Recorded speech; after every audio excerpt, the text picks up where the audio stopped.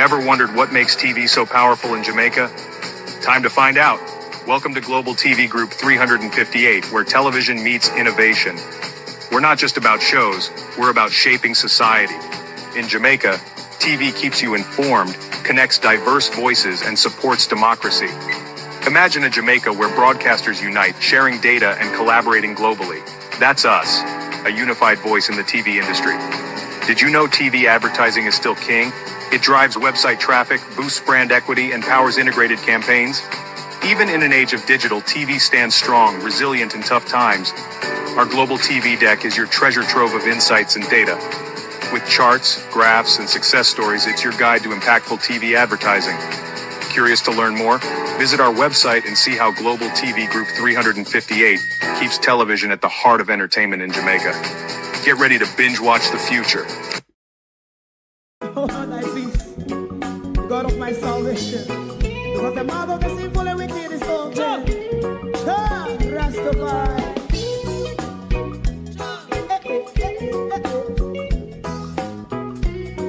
Come with I. Rastaman throw one stone, and it break a bad feeling to all wicked men. Not a people there.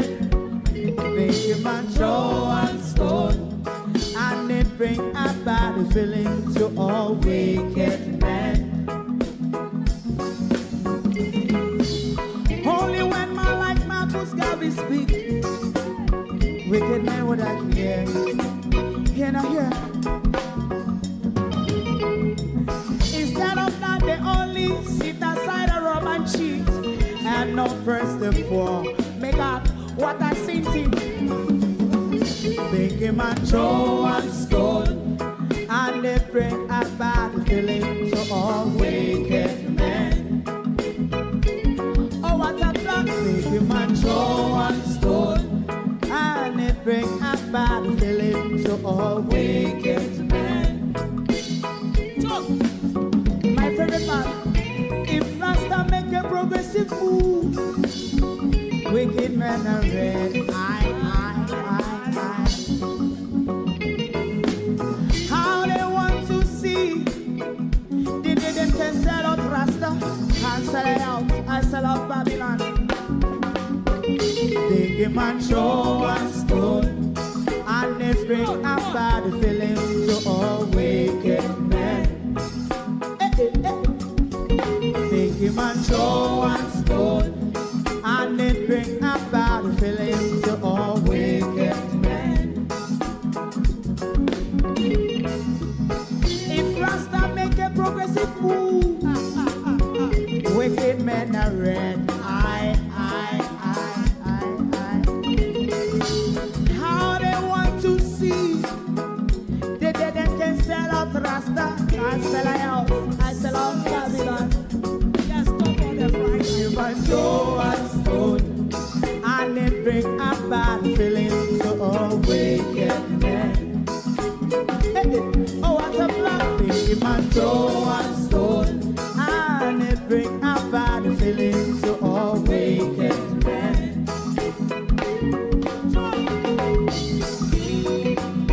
You have eyes to see, let him see. You have ears to hear, let them hear. What a prophet must say.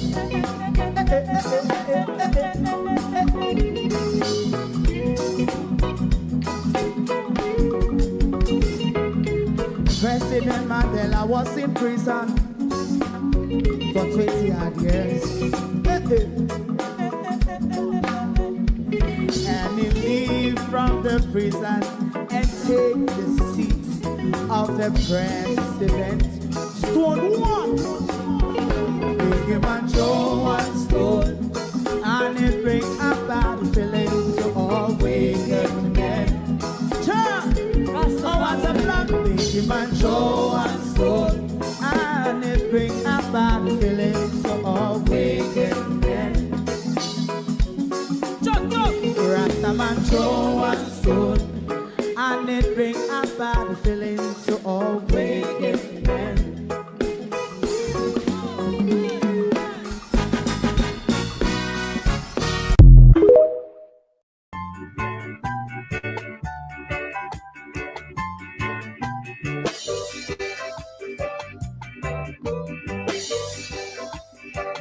My father Banya, my father Banya, my grandmother Banya, my grandmother Banya, Ayana Ibanya, Ayana Ibanya, my leader Banya, my leader Banya. That's why I not live here. No, I not live here. He gave I a message to all those people who no love progress, who no love progress. Say to juke them with land lease, say to juke them with land lease, let the juke them with the pioneer war, juke them with the pioneer war, juke them with Jamal, juke them with Jamal, then you juke them with free education, juke them with free education, equal pay for women, equal pay for women, juke them with the minimum wage, juke them with the minimum wage. My leader Banya, my leader Banya, so let me God I not live here. No, I not live here. Me a sat down with discipline, and every manners. Me in a the struggle too. Me in a the struggle too. No bastard, no day again. No bastard, no day again. Everyone laughful. Oh, oh, everyone laughful. To them with the Cuban school. To them with the Cuban school. Good morning and leg of the campaign. Hold on a second. Good morning, and welcome to the final leg of the campaign. Immediately on swearing in, we may have to ask Mr. Golden to restore citizenship rights for the entire country and give a declaration and the damning information, the heist that we've just learned that Babs Grange and Andrew Holness carried out against the Maroons. Of course, Andrew Holness and Donald Trump have to give a parting shot when they lose their grip on power. Could we see an insurrection in our country on Thursday morning when the Jamaica Labour Party realizes that power has just slipped away overnight? Good morning. Welcome to Global TV. Thank you all for joining us this morning. We told you that we will come on at ungodly hours for the next few days up until we have a declaration of the new Prime Minister, which will be Mark Jefferson Golden. Thank you very much for being here this morning. Like and share the live, please, to my community of party and all my family members, platform moderators, membership holders, via subscribers, commenters, and trolls. Good morning to the Minister of Agriculture with the green t-shirt and the $6,000. Good morning, £1,000 up from JC minus the KFC, Mr. Green. Good morning, globalists. Morning all and welcome. How do? Andrew Holness will not stop at anything. And when I say anything, I mean the Prime Minister will pull anything out of the bag of fairy tales. Because this Prime Minister walks with a bag of fairy tale and he stops at nothing to pull one out as and when it chooses the small mindset that our Prime Minister operates in. Just like on Mount Golden producing his birth certificate, the Prime Minister went on to tell us, oh no, that's not the citizenship rights we're talking about. we are talking about, said the Prime Minister. Choices that you make, that's the citizenship rights we're talking about. With the ignorance, TikTok, you start violating me already. What have I done, TikTok? You and your sabotage. As according to the Prime Minister, with the ignorance or the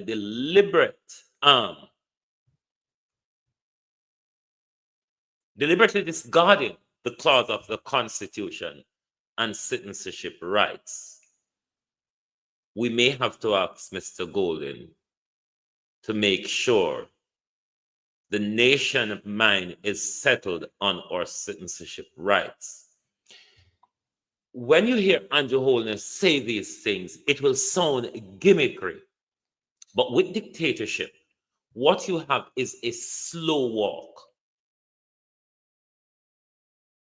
You don't just get up overnight, end up into a dictatorship. It's not really like that. It's more of a slow walk. Paint it in your mind, like telling we say we're not Jamaican by birth, or the various other things that Andrew Holness would do that violate our rights. It's a slow sleepwalk into dictatorship. Before we go on to the information we come about this morning with the Maroods, because share the live, because we want the live build up before we go off to that. We will remind you quickly of Prime Minister Holness voter suppression, because that is one of the danger that is pulled out of the Prime Minister's bag of fairy tale during this election cycle. Disenfranchisement and voter suppression. Clear violation of the Constitution. Clear violation of our Constitution. Voter suppression and disenfranchisement of voters. This Prime Minister stops at nothing to breach our rights or to take away the God-given rights and power we've been given under the Constitution. He will stop at nothing. This is why we continuously warned you about the dangers of Andrew Holness. When we talk about the dangers of Andrew Holness, it's not that part of it is not plain politics. We have given you many examples. You have seen many examples. You have heard many utterances of this Prime Minister that should wake you up, let your mind start thinking, what on earth does he mean when he says this? And even before we come to Rowan James and voter suppression, we will go back to how the Prime Minister deal with students who question the Prime Minister on a legislative matter that would affect how we access services in our country, something that the Supreme Court did not agree with. Let us assess if this is what you want for another 5 years. Good night, everyone. My name is Daniel Thomas. My issue that I would like to raise at this time is with respect to needs. We are not against a national ID. In its current form, it poses significant issues for many Jamaicans. 60,000 Jamaicans here and abroad who feel that there needs to be more consultation, ventilation of the issues, pros and cons. Withdraw the bill. Allow for proper ventilation of issues over a 3-month period even. Town hall meetings and joint select committee where we can properly speak about the many, many issues that are in the bill. We're not against the bill, but we are for the country of Jamaica moving forward. Thanks. Well, I'm very happy that we find common ground, being that. Right, what this young man was really going on about to Andrew Holness is how Andrew Holness was rushing this bill through Parliament without proper consultation, something that will affect all of us as Jamaican, where it is not widely discussed or widely consulted or widely publicized as to the effect of the bill. It's not properly debated. debated in the House of Parliament. It's not proper scrutinized by the committees which Holness take them and mess them up by giving it to his JLP's loyalists to control, where those committees are normally controlled by the opposition or his JLP backbenchers. That's how the committees are done. So he was saying to the Prime Minister, hold on, let us discuss it as a nation first. What are the long-term implications? This is what he was basically saying to the Prime Minister. Don't rush. Do not rush. Let's do it timely so everybody can understand the effect of it. Listens to the Prime Minister's response. We are both for the country moving forward. You already asked. We've asked the question. No, you already asked. No, it was rhetorical. Okay, fine. Like many other things, it's rhetorical. Fine. What's new? You talk about consultation. You know what I reject? Yes, I'm monitoring. Do you know what I reject? Conference. We'll go over I there reject the view that somehow you have a higher moral authority on this matter than I do. I'm not here to create a system that is going to deprive Jamaicans of their freedom. And you know what else?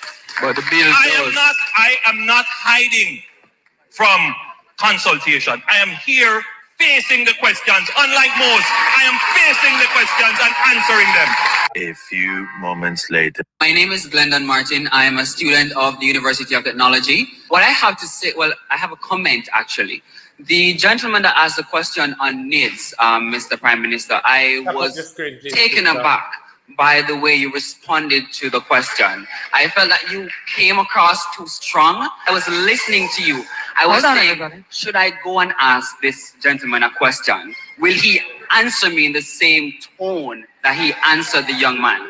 And what I want to say and what I want to see in Jamaica or overall with politics is that our politicians behave sometimes, even in Parliament, when you see them jumping over, arguing with each other. Our young people are looking at this and they're saying this is something that is right because the politicians, the leaders of our country, this is something that they do. So, Mr. Prime Minister, I would like for you to, first of all, apologize on the way you responded to the question. And secondly, allow me to finish, please.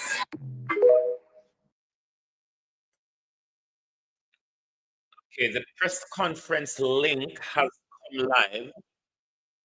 We will go to the press conference, and then after we come back from the press conference, we will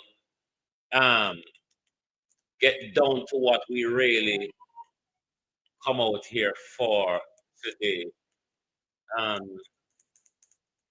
Let me use this time to try get TikTok link ready on the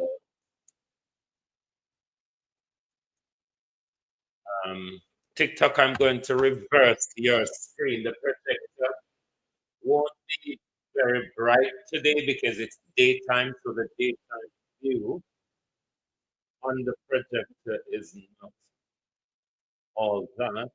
Hold on. You can't see. No. You can't see nothing.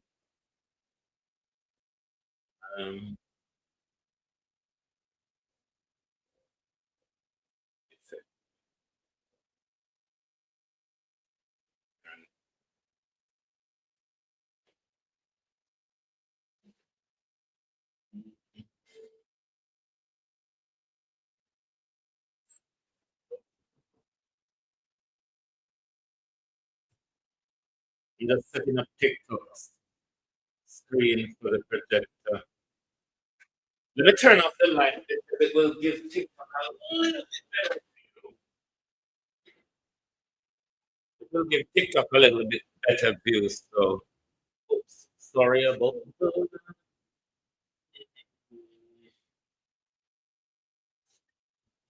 Hold on there. Hold on the global.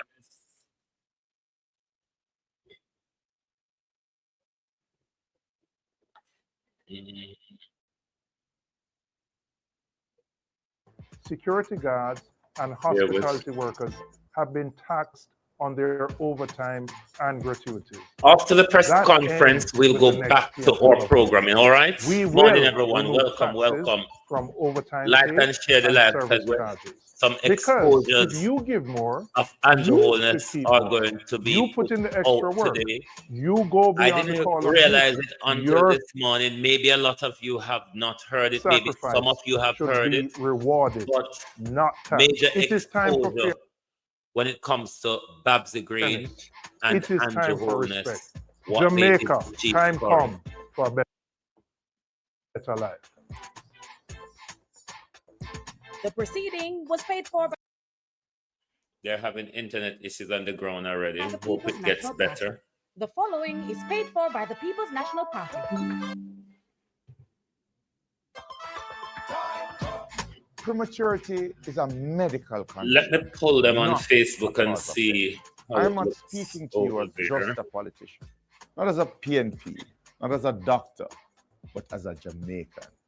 We must put Jamaicans first. We must modernize hospitals and clinics, expand primary care, train and keep more nurses and doctors, strengthen maternal and child health, and expand mental health services in every parish.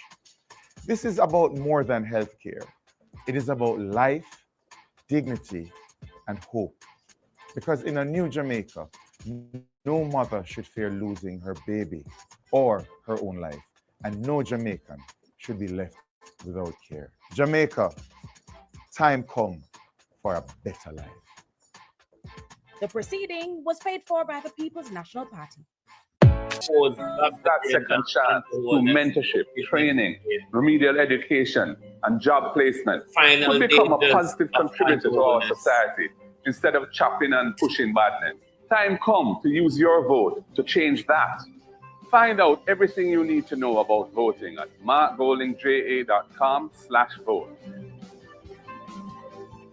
Remember, get out and vote. Your voice, your vote, your choice.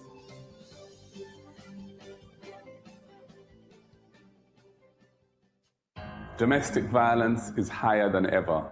Violent crime is fed by a general lack of moral norms, discipline, and behavioral standards in this society. We must address this. Time come to establish legislation with effective mechanisms and remedies to protect survivors. Time come to implement support centers in every parish to provide safe havens for the survivors of domestic violence and sexual assaults. Your vote matters. Jamaican people want better. Education. Education is the best antidote to poverty, passing from this generation to the next. Your vote can help to make tertiary education more accessible to everyone. Your vote can help eliminate the requirement of a guarantor for students to access a student loan. It can help to cap student loan payments at a manageable percentage of your actual income so that the state, not you, the student, bears the risks of low pay or unemployment. And if you lose your job and you're unemployed, we will suspend loan payments and tack them to the back end of your loan without any penalties. That's what your vote can do. Find out everything you need to know about voting at markgoldingja.com/vote. Remember, get out and vote. Your voice, your vote, your choice.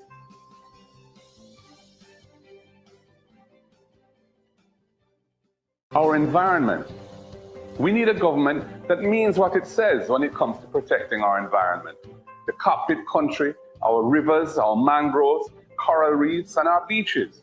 That doesn't just say nice sounding things at international climate conventions, but meanwhile allows what's happening here in Jamaica. No, to Mr. destroy Cool, me our just a natural command. environment permanently. We need a government that ensures that the National Environmental and Planning Agency, NEPA, is really independent and can protect us. That will amend the law so that there are heavy penalties on big polluters who recklessly damage our country. We know climate change is real, and we're willing to fight for change. Find out everything you need to know about voting.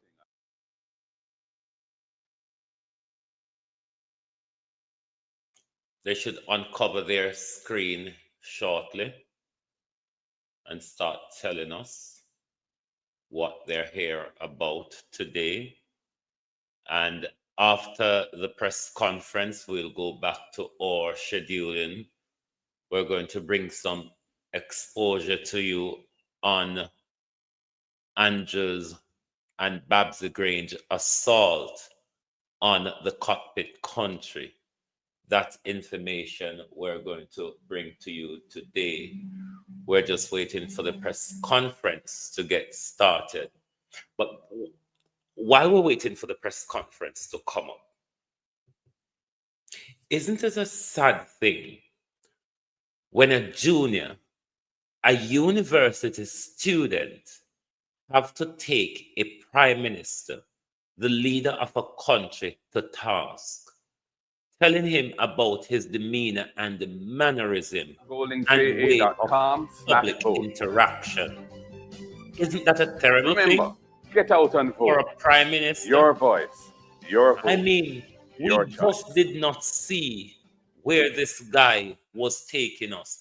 And after you look jobs at and wages, so many of you said you wanted to become successful, to help out your families and enjoy your life. Do you realize that many of the world's largest businesses today are in the same age range as many of you? Amazon, 28, Google, 24, Facebook 18, Instagram 12, and TikTok is 6. New technologies will continue to disrupt and supersede existing industries. And as the world goes increasingly digital, Jamaica must not be left behind. We need our own digital transformation, bringing affordable broadband internet to every Jamaican home to help our young Jamaicans to compete and outshine their peers across the world. Your vote can help us to make those necessary changes. Find out everything you need to know about voting at markgoldingja.com/vote. Remember, get out and vote. Your voice, your vote, your choice.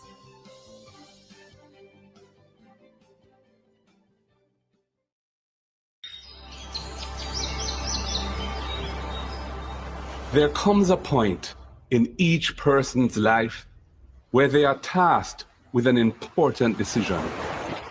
A decision that may affect not only them, but also their country. Change gon' come, change gon' come, yes it will. A decision to keep things the way they are,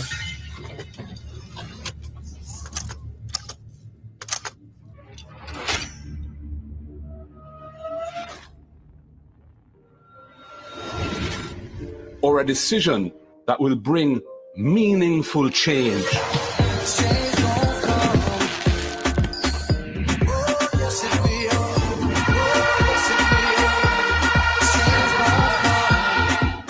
We choose change to provide wider access to homes and land ownership, for good health care.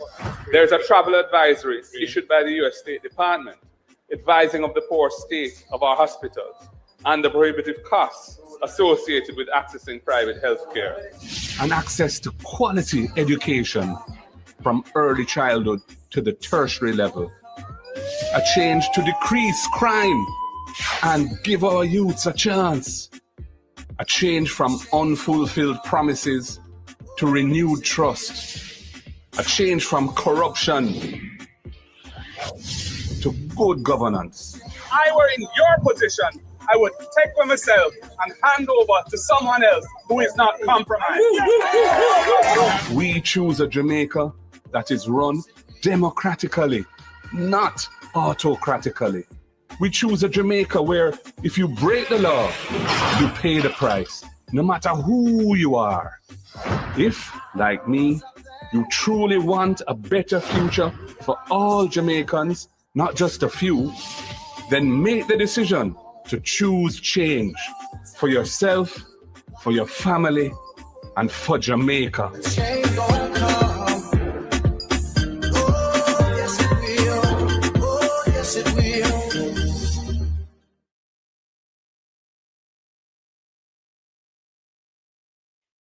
As we say, we're waiting for the People's National Party press conference to get on the way.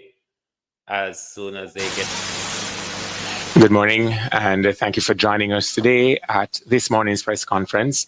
Cleveland and I will provide some additional information, some required updates and responses to developments across the weekend, as well as to continue to present to the public and the various subgroups that make up the Jamaican population here and abroad, as well as focusing on some segments of the electorate to keep them focused on the correct and appropriate information.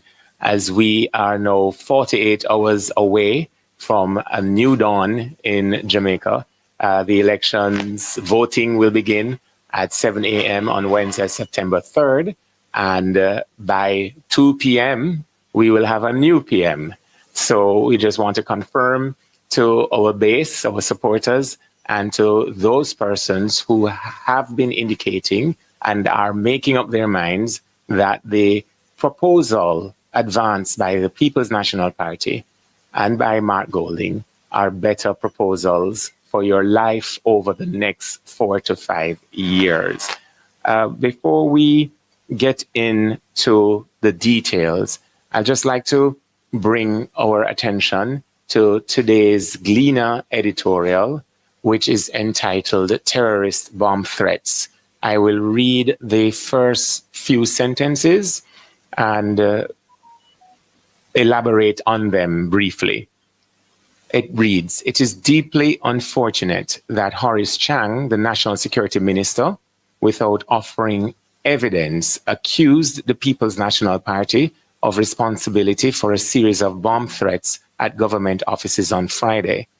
Dr. Chang neither gets nor deserves a pass that he acted in his political role as a General Secretary of the governing Jamaica Labour Party.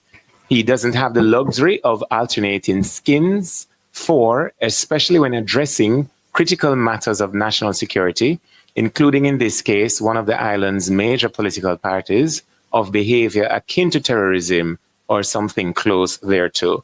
If Dr. Chang was briefed to this effect by the police, he should say so, in which case we look forward to the constabulary quickly arresting and prosecuting not only the, quote, PNP elements claimed by Dr. Chang to be responsible for Friday's despicable act, but those who instructed them and on whose behalf they worked."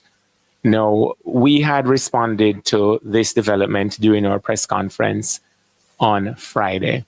72 hours having passed, there are neither any developments, any announcements from the Jamaica Constabulary Force or a related authority for law enforcement, nor has there been a retraction by the Jamaica Labour Party General Secretary, whether or not he was wearing that skin or the skin of the Minister of National Security. But as the Gleaner editorial outlined, is still the most respected source of news coverage in the Gleaner editorial has outlined the behavior is reprehensible and unacceptable. I move from that to note that the Minister of Local Government, the candidate for the Jamaica Labour Party in West Kingston, has also repeated a phrase that has already gotten the significant pushback by members of the public, including supporters of his party. The claim that they, whoever they are, will not surrender Jamaica. The word surrender is an interesting word, especially this close to general elections. One only has to surrender something that they have taken hold of, either illegally or criminally. It also, I believe, speaks to the mind of the person who has not only uttered it once, but now uttered it on several occasions in front of a base of his party's supporters. And one can only wonder if incidents that have been happening across the island, including in East Central St. Catherine, are related to the charge by the deputy leader of the Jamaica Labour Party regarding not surrendering Jamaica. And I won't, for the purposes of today's conversation, mention what was previously mentioned on Friday, or what many Jamaicans across social media are speaking about, the concept of being Jamaican just on the basis of being born in Jamaica. I find it weird that a team that can't either spell Jamaica or understand how nationality is achieved are now speaking about retaining some hostage grip on Jamaica. But I'd like to introduce to my left, Cleveland, who will also be co-anchoring this morning's press conference. And again, to thank everyone. Your audio has gone, Raymond. For joining us this morning as we share with the public our readiness for the September 3rd election and present a final message of confidence and resilience to the Jamaican people, those who are Jamaican because they were born here, as well as those who are naturalized Jamaicans and those, of course, on the voters list. Cleveland? Thank you, Raymond. Good morning, Jamaicans, and thank you for joining us for our final press conference ahead of our national broadcast this evening on Television Jamaica at 8 p.m. We want to take the opportunity to reiterate that our policies and our programs have been designed to ensure that every Jamaican can have an opportunity to experience and sustain upward socioeconomic mobility. Our campaign spokesperson chair, Mrs. Donna Scott Motley, usually characterizes our manifesto as one that is wrapped in love. And indeed it is, because when we designed our programs, we did that with the intent to ensure that all Jamaicans can have a better life. And that is why we have put together a suite of policy prescriptions that will not be performative, that will not tinker with the issues, but will solve them in a real and tangible way. And I want to use this opportunity to remind the Jamaican people that when they go to cast their vote on election day, that they should cast it for an improvement in the education outcomes in this country. And to that end, we want to remind you of our RIDE program.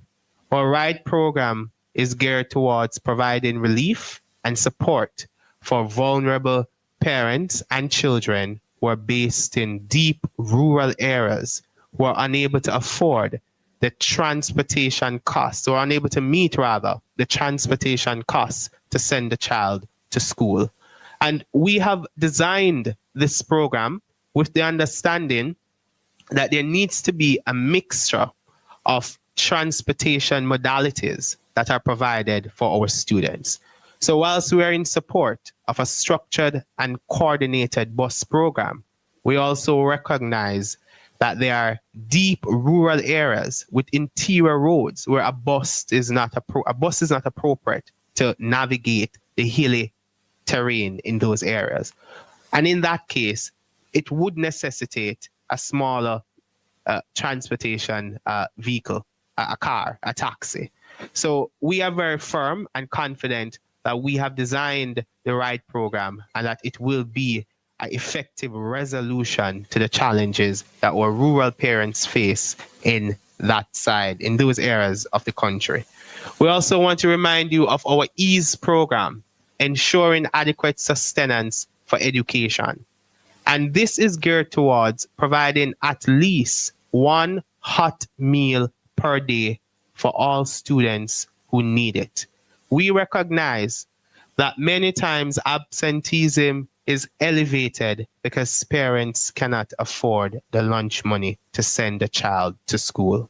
And we are saying, send the child to school and we will ensure that the adequate nutrition that is required for effective learning, for the teaching and learning process to be carried out effectively, is done, because we will provide the child with one hot meal per day. And we're doing that with the intent over time to move towards providing breakfast as well. And I know some persons will say, but this is being done by the PATH program. But if you recognize and understand what the real challenges on the ground are, then you will appreciate that there are many children in Jamaica who do not qualify for the PATH program, given the rigidities in the metrics to qualify for it.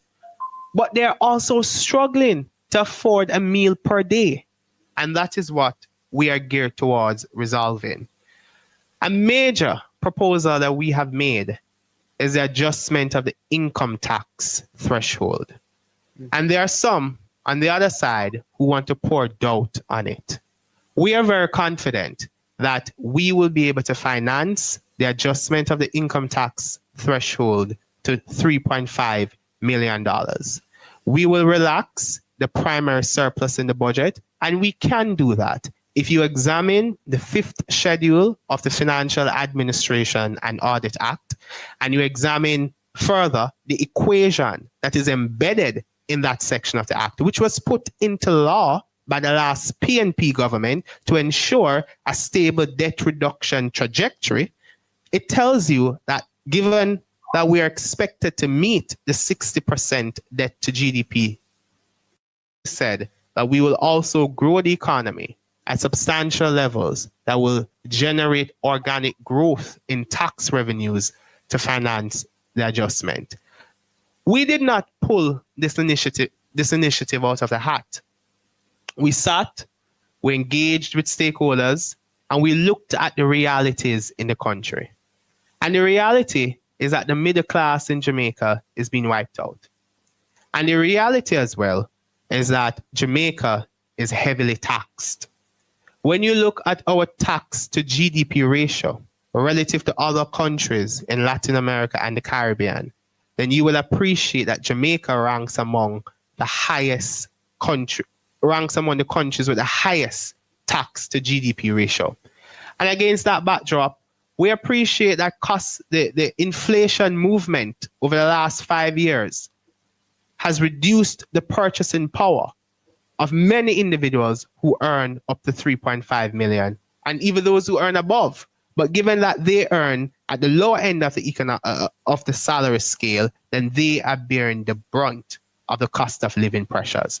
So when we will adjust the income tax threshold, we're doing so with our teachers in mind.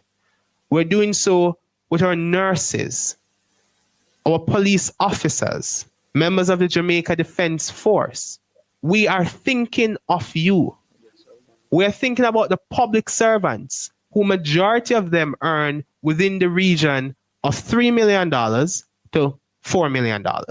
You will benefit significantly from our adjustment. This is not a promise.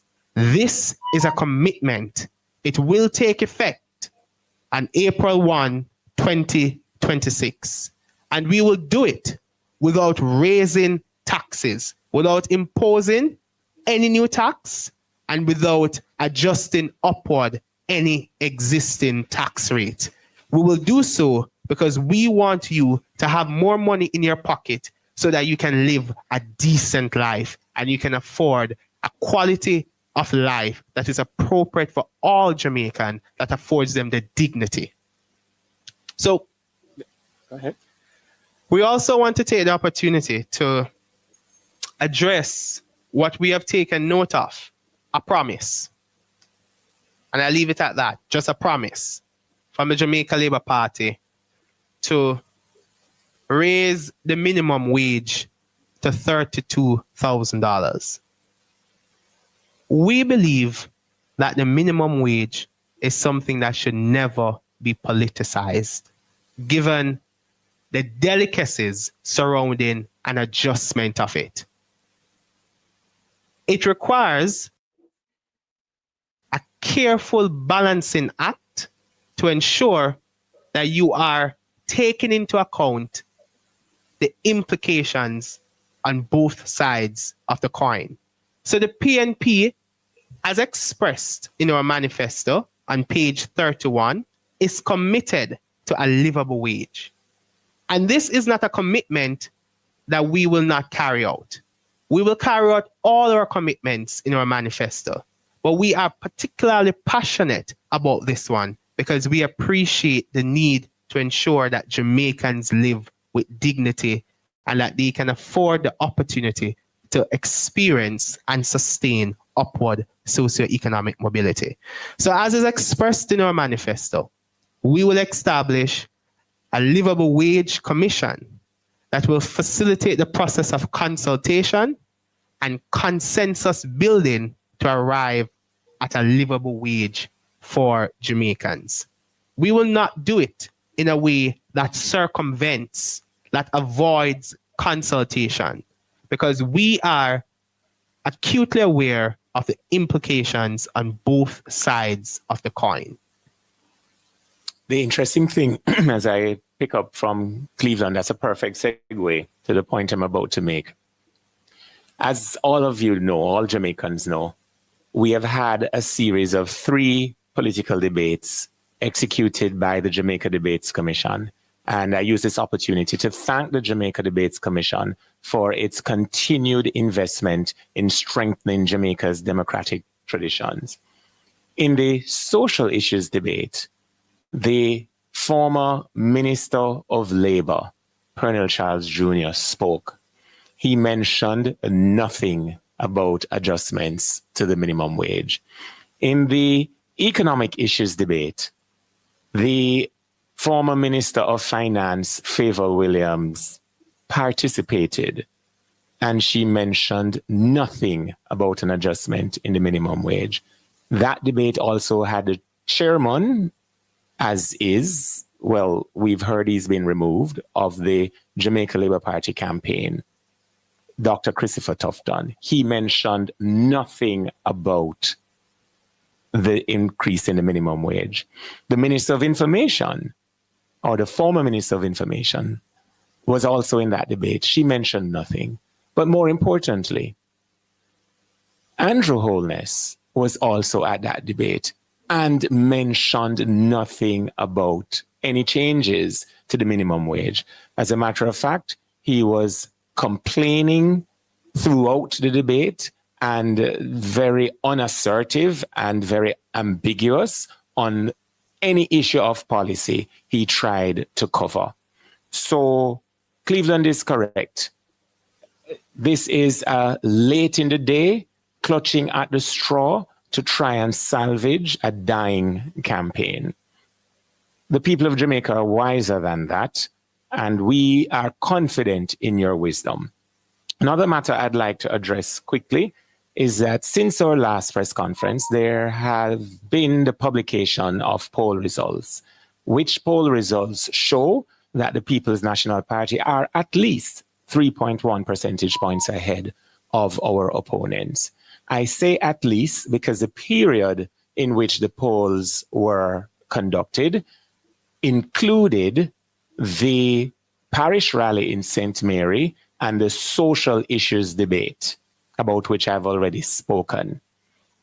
And these results in the new polls, we believe, reflect the bounce coming out of those activities. The polls, however, preceded the economic policy debates. It preceded the Portmore rally on Saturday. It also preceded the leadership debate, where our party leader, Mark Golding, distinguished himself exemplary, as the country had expected he would have done. And it also preceded last night's mass meeting in Sam Sharp Square in Montego Bay. We believe that those events which have occurred after the last polls were conducted will also add to the bounds that is now being reflected within the, shall I say, the fortunes of the People's National Party. I think it is the sheer weight of that fact that would have led to some of the diatribe, that the nonsense that we heard as a country from Old Harbour Roundabout last evening, and the statement about not surrendering Jamaica. But more important than that is the clarity that the People's National Party has maintained on our message, some of which have been reiterated just now by Cleveland. And I want to say to all voters that as we saw on Friday, the men and women of the police force and related law enforcement agents are serious about ensuring that September 3 happens in a state of safety and security where voters of all age groups and all stripes and intention will be able to make it safely from their homes to their respective polling stations, cast their ballot, one ballot to one voter, same ballot to same voter in free and fair elections under the supervision of CAFE and other observers. We are also confident that attempts to derail, such as happened on Friday, or happened after our peaceful and successful meeting in Sam Sharp Square, will be unsuccessful. What am I speaking about? Last night, after our Sam Sharp Square rally, some of our buses were targeted by people clad in green, throwing stones. One young lady, at least one, is now hospitalized as a result of that act of violence. We're seeing a pattern of intimidation as well in southern St. James and in southern St. Elizabeth, where young people, mostly young men, are being targeted and arrested without a clear reason being given for their incarceration. And that persons are being visited in their communities where police officers are asking for them by name. I use this opportunity to remind Jamaica that the Commissioner of Police, Dr. Kevin Blake, has made it pellucidly clear that the men and women of the constabulary force must act in the professional manner and standard that our country in 2025 expects of them. We make no further statement nor accusation, just to say that the seeming habit of persons being visited in their communities and pictures being shown of them on telephones, and even in one case that I am very closely aware of and which I am monitoring, the individual said that the police officer did a better job of canvassing his intention to vote on Wednesday than the canvassers that had been deployed by either party to go into that community and to visit him. I'd also like to speak to an issue, though I don't want to elevate it, because my granny said, if you follow a fool, you turn bigger fool yourself. Where in my own constituency, my opponent has been wont to be on his public address system, making very errant and dastardly accusations of, he believes, theft while I served in St. Elizabeth. And I served in St. Elizabeth up until February of 2016. What he's actually saying of the men and women of the police force is that the constabulary is the most lethargic in the world. Because if there was a case to investigate, and 9 years later, someone who has been as public as I have been over that time, they can't confirm and act upon these accusations being bandied about by one person and one person alone, my opponent, then it would be a serious accusation levied at the feet of the Jamaica Constabulary Force. But as one constituent said to me, when you are MP, get rid of all of the waste, including the leading waste man and the leading waste manufacturer. I use this opportunity, therefore, to recommit to Jamaica that the 63 candidates assembled by the People's National Party are Jamaicans by birth. We are patriots. We're sons and daughters of the soil. We understand that our role in these elections is to campaign vigorously and within the law, and to ensure that upon our success, we represent the people who elect us with every fiber of our body, with our hearts, and with our souls, because we are committed to bring to life Mission Jamaica Love and to bring to the leadership of government Mark Jefferson Golding, so that Jamaica can be transformed during his tenure, and that this country can become not just the country, the land of our birth, but the land within which our dreams can be achieved, our families will be safe, our children will be better educated, our elderly and sick better taken care of, our men and women allowed to move in stride to achieve their own industrious results and benefit in a land of their birth that centralizes them, that honors them, where no longer our taxi operators and our security guards will be ridiculed as political jokes and banter, but will be honored and dignified and elevated by an administration led by Mark Golding. To voters going out, therefore, please do so swiftly, carry your identifications. If you don't have a current voter ID and your name is on the voters list, you will still be permitted to cast your ballot. You will be asked to do an affirmation or to swear on. There is information at all polling stations that captures unique data. You may be asked some questions, answer the questions clearly and respectfully. And we are also confident that the men and women that have been recruited by the Electoral Office of Jamaica as poll clerks and presiding officers and other election day officials will act in the manner of their training and will eschew their own political intentions and be open and clear communicating to the voter, so that our voters are able to put their X beside the head, and some may do otherwise, but that they will be allowed to do so without any intimidation or any overreaching by instructions that are weighted one way or the other. Thank you, Raymond. And whilst you're speaking, I got a message from a friend who's a security guard, and he asked if there's anything in there for me in the manifesto.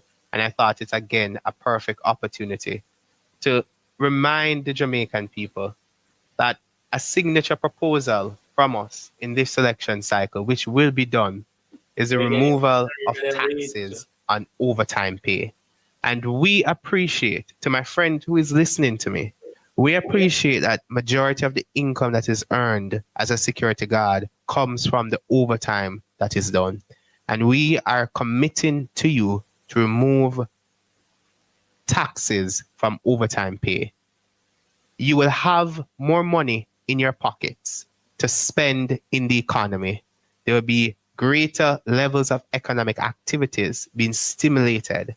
The government will be able to recover funding through its indirect taxes. So we are not of the view that our proposals, our programs, and what we will do will be done in a fiscally reckless way.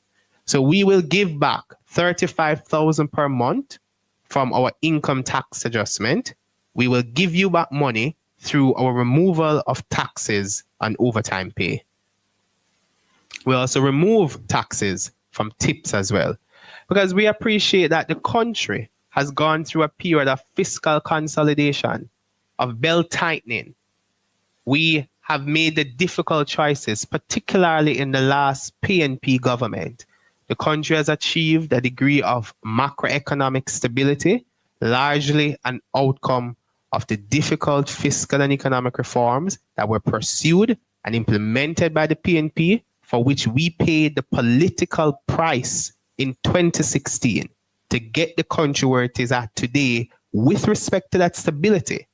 And we are committed to safeguarding it. We enhanced the fiscal rules to safeguard that stability.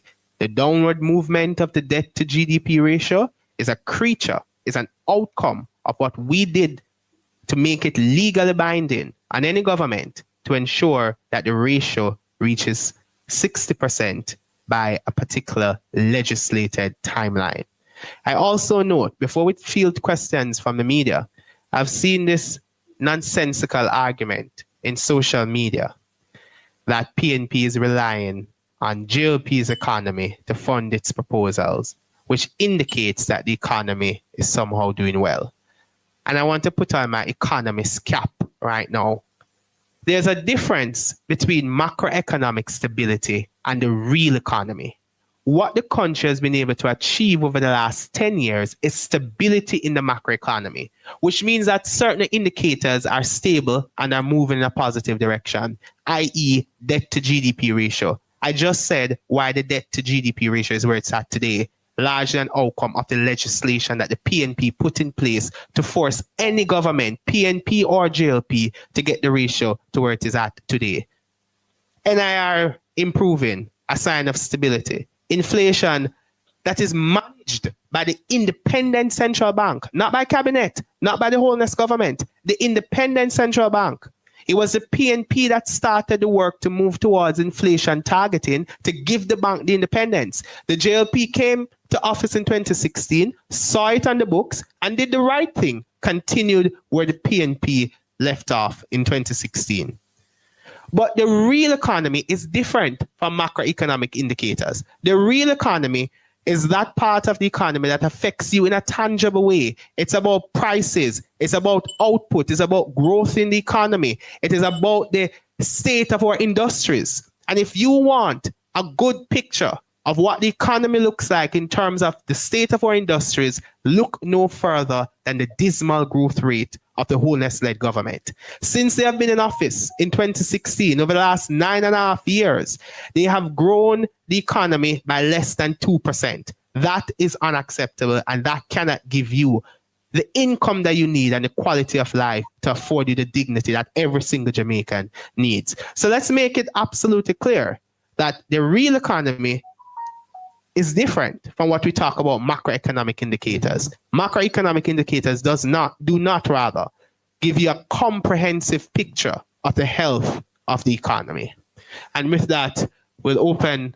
Just before we open for questions, quick note, we've already seen in this past week where the electoral office had to come publicly very quickly to declare to the public that a document being circulated which bore their marks and logos, or what looked very close to it, was actually fake.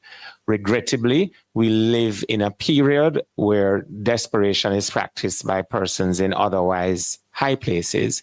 And we are also asking that persons, for the correct information, go directly to the website of the Electoral Office of Jamaica. But for the purposes of this press conference, we're asking the public to go to PNP Jamaica. That's Jamaica PNP, at Jamaica PNP, and on Instagram, and also on Facebook, and also on YouTube and TikTok. The same handle for curated, correct, and clear information. We also have published an infographic that indicates our hotlines for persons to call, and our candidates also have direct numbers and handles for persons to get information on voting day.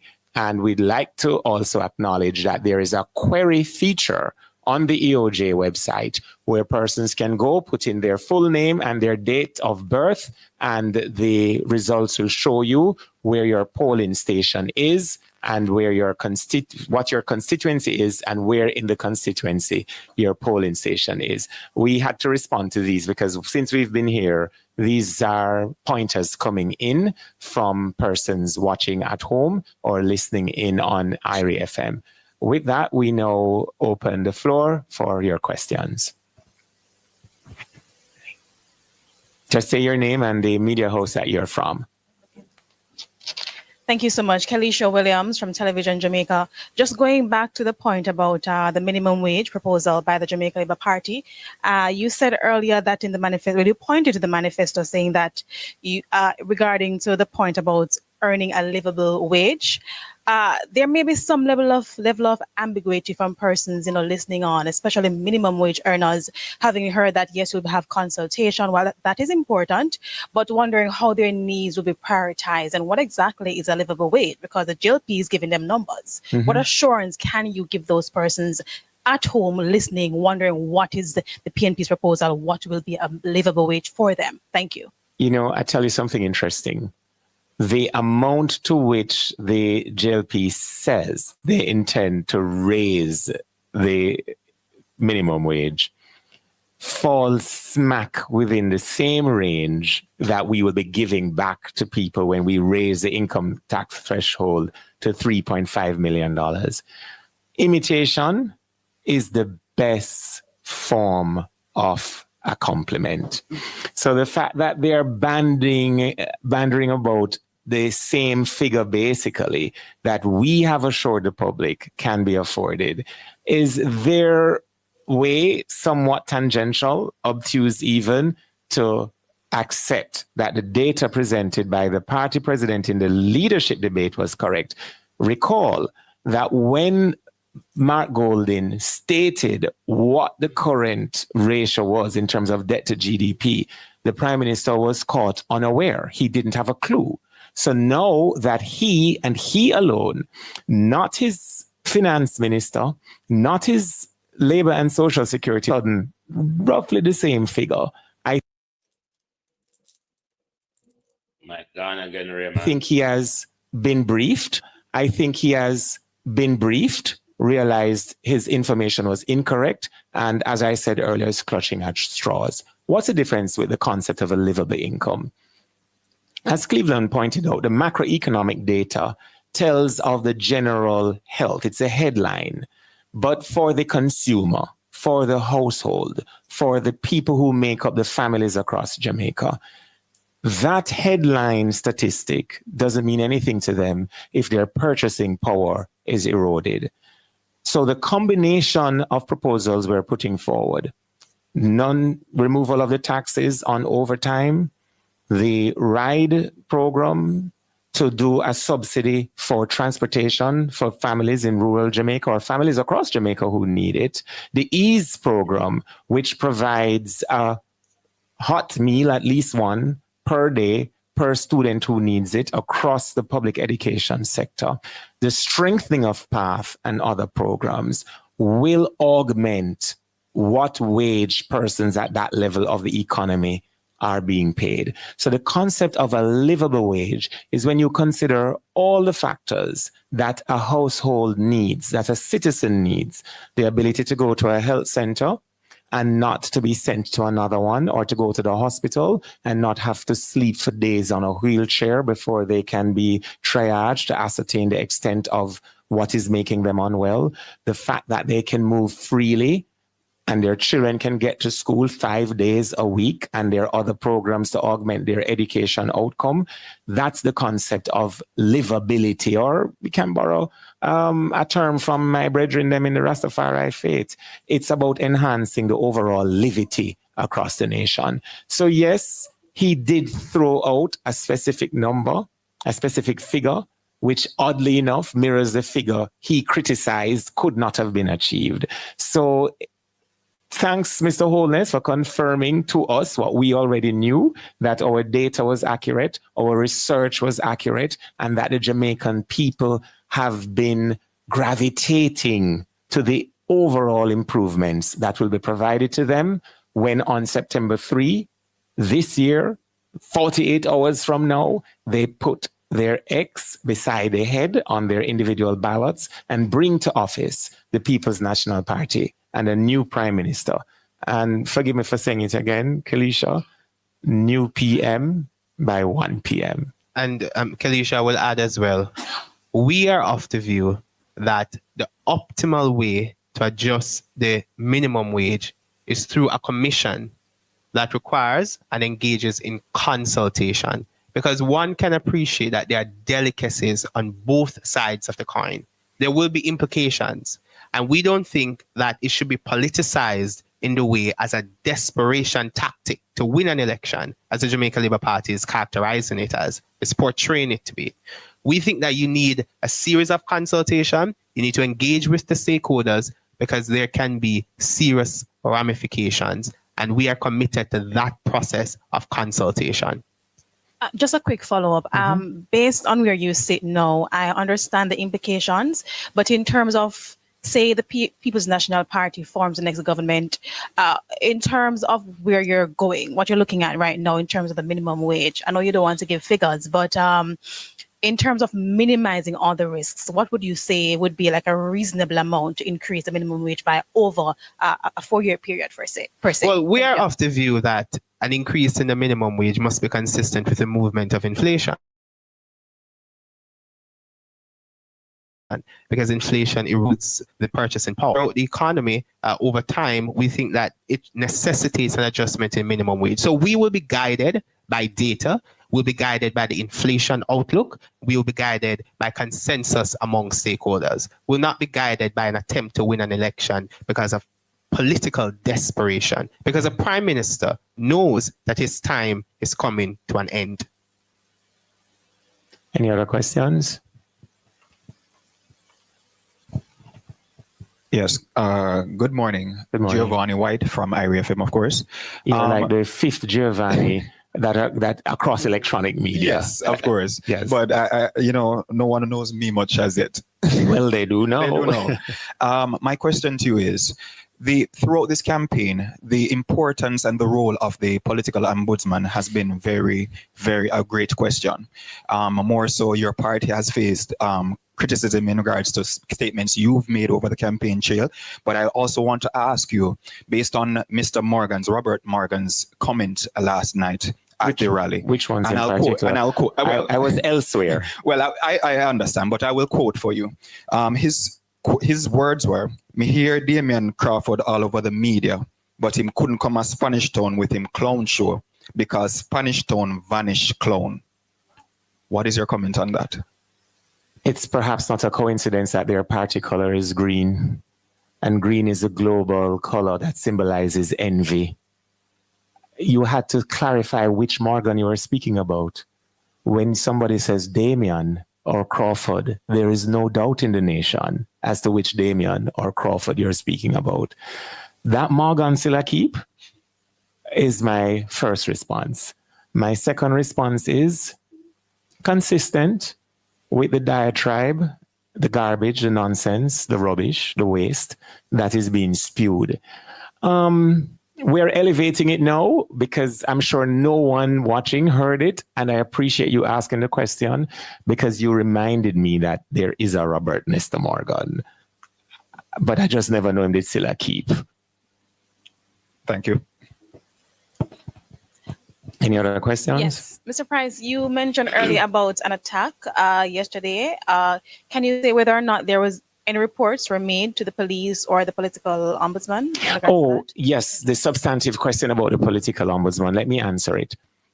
There are certain things, just as Cleveland explained, when you look on an economy, you look on the rate of inflation, you look on the net international reserves, you look on the debt to GDP ratio. Similarly, there are certain things that you look on when you are assessing the strength and health of a democracy. You don't look on the individuals who occupy positions from time to time.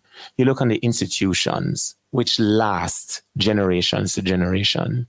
One of those institutions is the Office of the Political Ombudsman, a commission of parliament backed up by statute, by legislation, that for many election cycles, persons knew that the occupant of the office, the individual who held the office, would be the referee, the umpire, if you will, that will say, hey, candidate A, that's not kosher. Retract, withdraw. Party A, candidate A has not yet retracted or withdrawn. Party A's leader must then act. The fact that the Jamaica Labour Party has eroded, defunded, diminished, the value of that institution to make it amorphous that has caused serious harm and injury to the brand of another institution that safeguards democracy, the Electoral Commission of Jamaica. And then when you juxtapose that with the often repeated remark, we will not surrender Jamaica, a reasonable person would ask, is this a part of the plan? To foil our democracy, to foil our standards, remove the political ombudsman, bury it in ambiguity, and then practice this kind of reckless politics, where yesterday in East Central St. Catherine, for example, a female worker was handing out voters' guides. Someone notified my opponent where she was.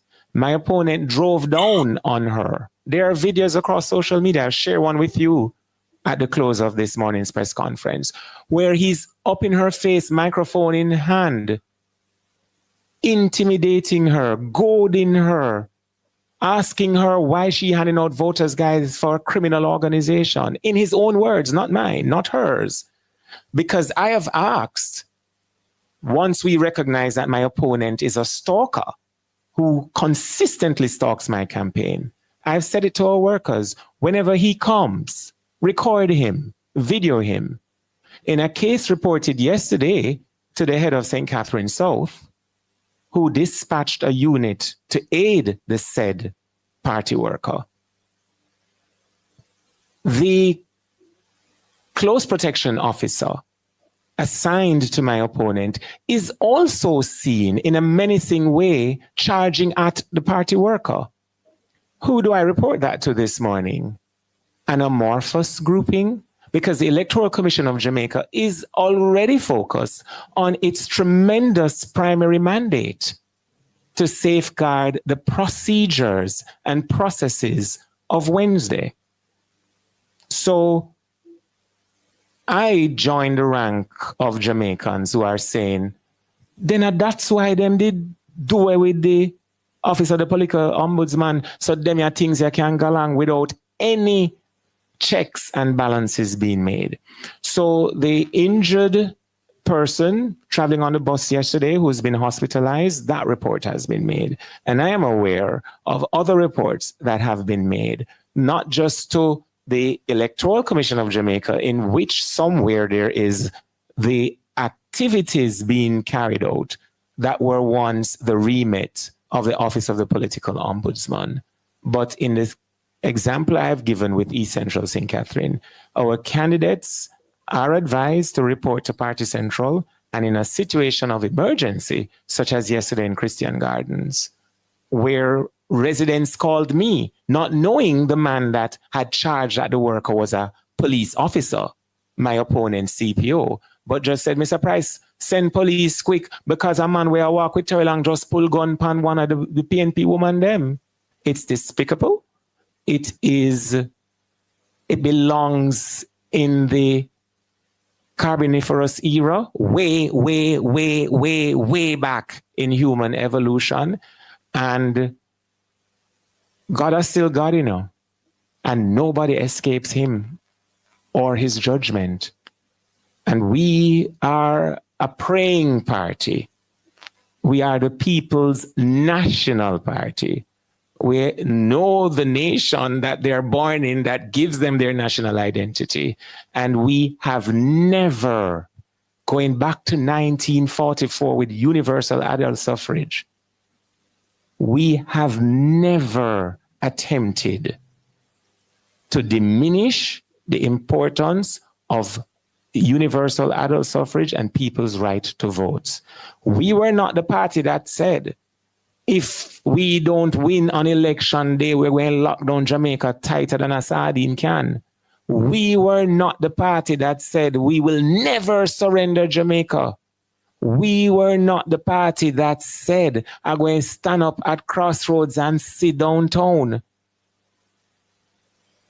We have always been the party to say, vote for the PNP.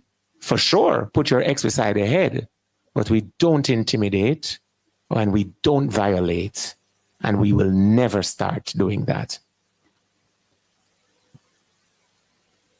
Do you have questions? Yes. Thank you so much for the opportunity. I'm a correspondent of Japanese newspaper called Yomiuri Shimbun, and I would like to ask about the foreign affairs. As the poll have shown that your party you had a positive result towards your party, but I wanted to know what kind of change will you bring to that in terms of foreign affairs if you were to take power. And also, I'm especially interested in what kind of relationship do you want to build between United States and China, which is like the major economic power that has strong influence on, you could have, well, it's already have strong influence on your country. All right, thank you very much. And welcome to Jamaica. Welcome to the headquarters of the People's National Party.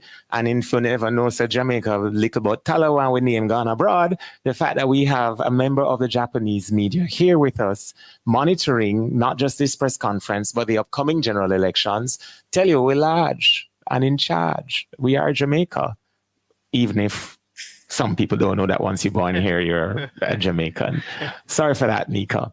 On the foreign affairs front, even while we were a colony of the British Empire, and South Africa was also a part of the British Empire, Norman Manley, then Premier, took the stand based on principle, human dignity, and individual nobility, which everybody, as Christians, we believe, everyone is born to be respected, to have access to dignity and their own nobility. That's our primary principle.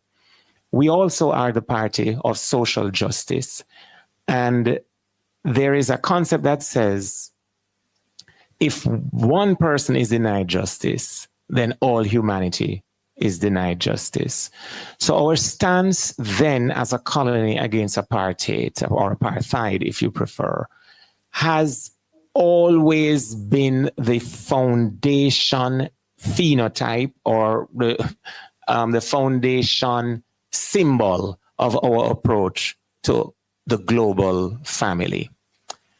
The question about China, Jamaica was one of the earliest countries to have established diplomatic relations with China. We have exceptionally good diplomatic relations with Japan.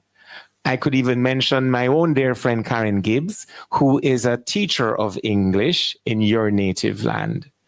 Jamaicans are, well, the very concept of the word diaspora. Jamaicans are a traveling people, and wherever we go, we establish good relations in those countries.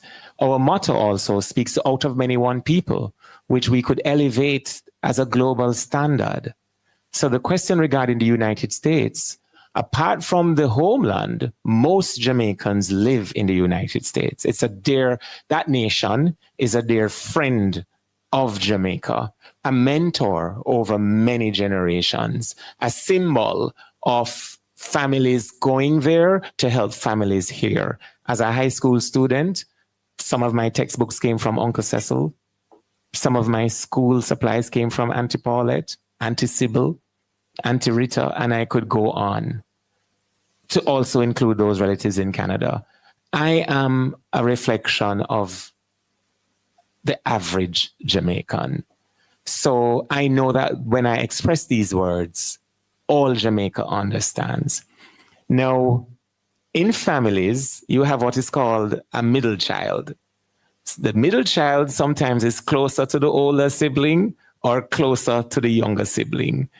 I think Jamaica is the middle child of the global family. We love all our brother, all our sister them, with passion, with sincerity, and with principle.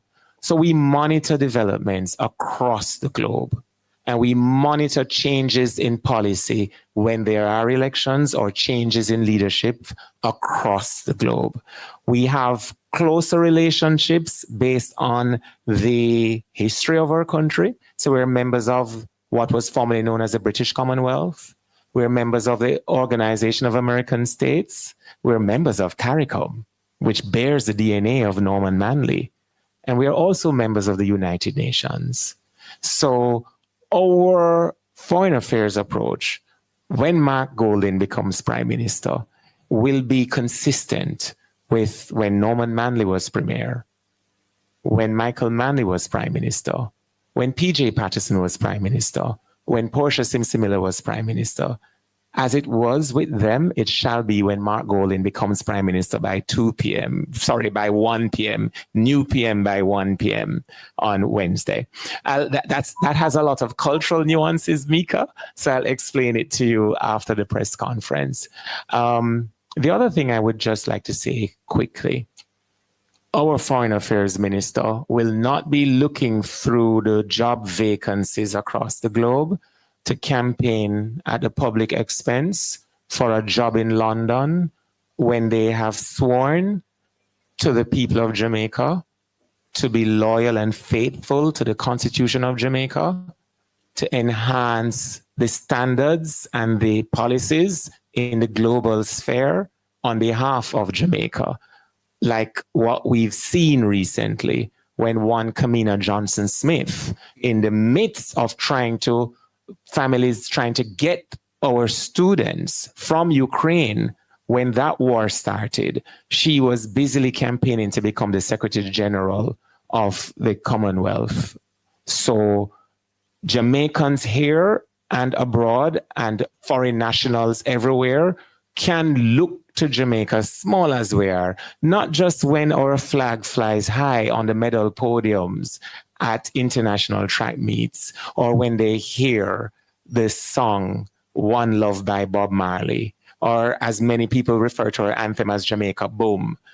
In Jamaica, and certainly in the People's National Party, are conscious patriots who understand internationalism and that we live in a global world, a global family, where all countries, despite wealth, despite how long they've been sovereign, and some that are still colonies, are entitled to respect and honor based on principles. And I must use this opportunity to say to you, as a Jamaican, speaking to you as a Japanese, that the assistance through public aid, taxpayers in Japan, that your government has provided to Jamaica over many years is greatly appreciated and has always been dutifully applied. And we will continue in that regard.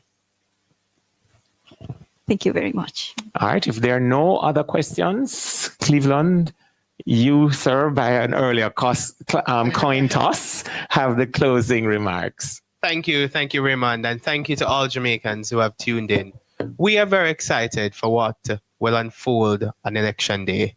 We are very confident that the people of Jamaica will choose change. And in choosing change, they will elect the People's National Party. So on Wednesday, Jamaica has a choice between desperation and dedication, between last-minute promises and costed, rushed initiatives that will not benefit the people in any tangible or real way, and people-centered plans. We are ready. The People's National Party is ready. Mark Jefferson Golding is ready. And most importantly, Jamaica is ready for a government that puts people first. We shall see you at the polls. Put your X beside the head. Vote for the People's National Party. Thank you. And on Wednesday, X beside the head, and we'll talk again on Thursday. For your family and for Jamaica. On the stage, but we might want to do a press conference on Thursday to just say thank you to the voters across the country.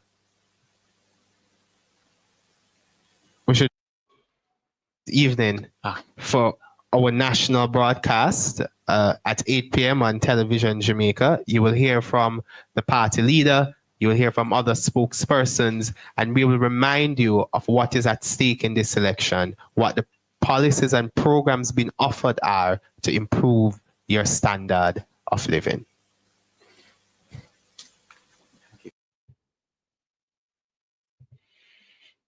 That was the conference of the People's National Party. I beg you, don't go away, because we have some information to bring you off the crookedness of Andrew Holness and Babsy Grange. So I hope you stick around for that, because we will go straight to that video. Then we will look at some of the other things we are here about with this Prime Minister. But it was a very clarifying press conference, gave information that voters would rely on. TikTok, I just want to, because this video that I'm going to play, I want TikTok to be able to see it as well. Just bear with me while I try to find. Oh, let me do it the easier way. Oh no, come down. Yeah. 1 second, please. 1 second. Right, let me bring up this video for you. Where is it?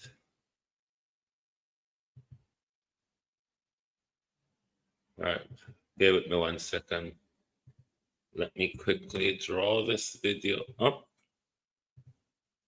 because we want to bring to your attention the scams of this government, the scams that Andrew Holness and Babsy Grange will carry out at any given point in order to achieve their crooked aims.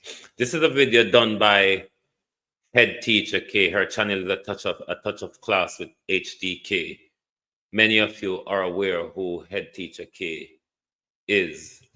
So she put out this information this morning.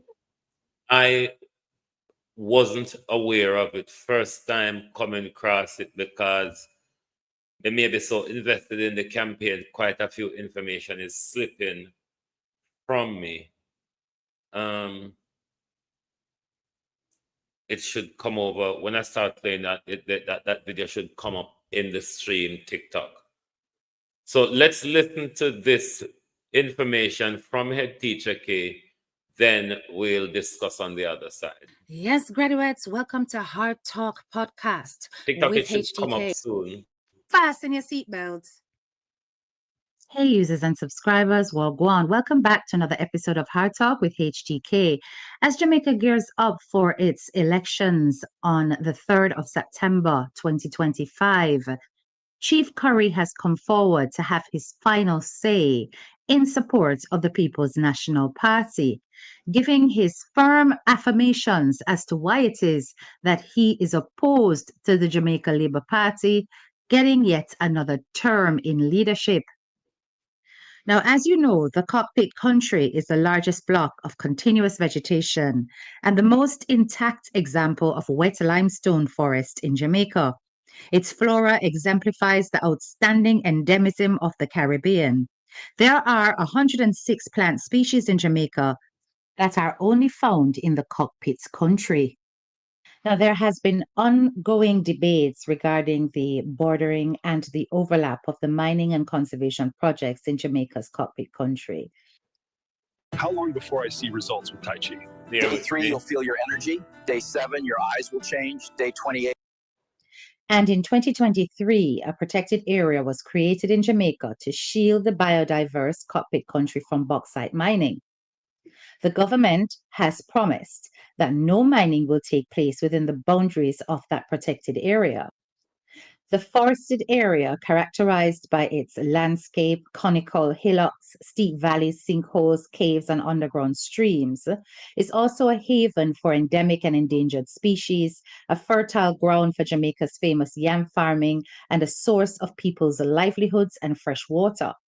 Above everything, it is the area that is also the home to the Accompong Maroons, descendants of the runaway slaves and indigenous people who fled slavery, found refuge in the rugged environment, and to this day consider the Cockpit country a sovereign state. Now, despite massive resistance, the Jamaican government had approved the protected area and the mining concession in one go. And while often creating areas of nature conservation has become a common fix for mining companies to secure space for extraction while being green, in reality, the border between the mining areas and the actual conservation area is fictitious, where they are seeing that the protected areas do not actually guarantee protection. Often, areas once considered to be designated in perpetuity are susceptible to downgrading, downsizing, and political revisions. This boundary effect between protected areas and the surrounding zone can be expected when boundaries are proposed to protect nature. With no state to turn to, people have found no other alternative but to appeal to the international bodies and sue both the state and the mining companies on human rights grounds. The Accompong Maroons, who have threatened with war and conjured the warrior spirit of their ancestors to fight mining to the last Maroon, have also sued the state for invading indigenous territory. From as far back as June 2022, Richard Curry, who acts as the head of state of Cockpit country, tweeted that the Maroon government had filed a lawsuit against the government of Jamaica and the Jamaica National Heritage Trust, partly because of the trespass to the Maroon estate, which has been unlawfully permitted by the government of Jamaica to be mined for bauxite and other raw ore minerals. The position of the Accompong Maroon government has categorically been that the Cockpit country belongs to them, a right guaranteed by virtue of the 1738 Peace Treaty and by recognized internationally as indigenous people, and therefore entitled to land rights as under international laws. He has recently come forward with a video, which I shall share with you now, where he further expounds on this matter. I'd like you to take a listen. Greetings. This is a public statement by the ambassador of the state of Accompong. And this is a rebuttal to the government of Jamaica's attempt to annex the Cockpit country. Brothers, sisters, citizens of Jamaica, and to the international community, I stand before you today in the spirit of truth and in defense of our ancestors, our heritage, and our living sovereignty. The government of Jamaica, under the leadership of Prime Minister Andrew Holness and Minister Olivia Grange, has secretly submitted to UNESCO a claim that the Cockpit country be designated a World Heritage Site under the jurisdiction of the state of Jamaica. This submission was done without the free, prior, and informed consent of the Accompong Maroons or the wider Maroon communities, who are the treaty holders and original custodians of these lands. This act is not conservation. This is annexation by deception. The Cockpit country is not simply a forest reserve or a geological marvel. It is the sacred and treaty-protected homeland of the Leeward Maroons, secured in perpetuity by the 1738 Peace Treaty with the British Crown. That treaty remains binding under international law, and under Clause 4, the Savings Clause of Jamaica's Constitution, which affirms that no law of the independent state of Jamaica can extinguish or diminish the rights guaranteed before independence. The Cockpit country was never ceded, never sold, and never surrendered. So to attempt to place it under Jamaica's state jurisdiction whether by parliamentary act, executive declaration, or an international submission, is a direct violation of international law, indigenous sovereignty, and territorial integrity. We remind the government of Jamaica, UNESCO, and the international community that the Maroon legal status is not folklore. It is recognized history, ratified by treaty, reaffirmed by the British Crown at the independence in 1962, and most recently acknowledged by the United Nations Third Committee, which on May 12, 2025, demanded that Jamaica answer to its violation of indigenous rights and human rights. So by secretly submitting the Cockpit country as a state-owned heritage site, the Holness administration has attempted to erase Maroon sovereignty while benefiting from the culture and its ecological legacy, creating and defending by the Maroons and our Taino predecessors. This is cultural theft, political fraud, and a breach of international trust. To Minister Grange and the government of Jamaica, I say clearly, you cannot appropriate Maroon lands under the guise of conservation. You cannot rewrite history to strip the Leeward Maroons of our treaty-protected homeland. And you cannot trample upon the rights of the indigenous people with impunity. We call upon UNESCO to reject Jamaica's fraudulent submission, and we call upon the international community to hold Jamaica accountable under international law. And we call upon the Jamaican people to see through this deception. What is presented as protection is in fact annexation and exploitation. For centuries, the Cockpit country has been our refuge, our fortress, our source of life and spirit. It was here that Captain Kodjo and our ancestors fought and won our freedom, securing the first treaty of its kind in the Americas. It remains today not only our homeland, but a global symbol of resistance, survival, and self-determination. Let it be known, the Akompong Maroons will never consent to the surrender of Cockpit country's sovereignty. We will defend our rights in the courts of law, the courts of public opinion, and if necessary, before the international community of nations.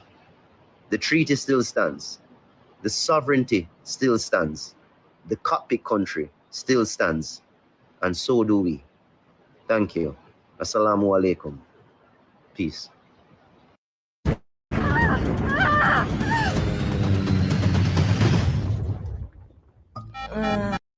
Now, currently, the areas of Port Royal, Blue, and Jonker Mountains in Jamaica are on our World Heritage List. There are currently 2 sites on the tentative list, which are properties that state parties intends to consider for nomination.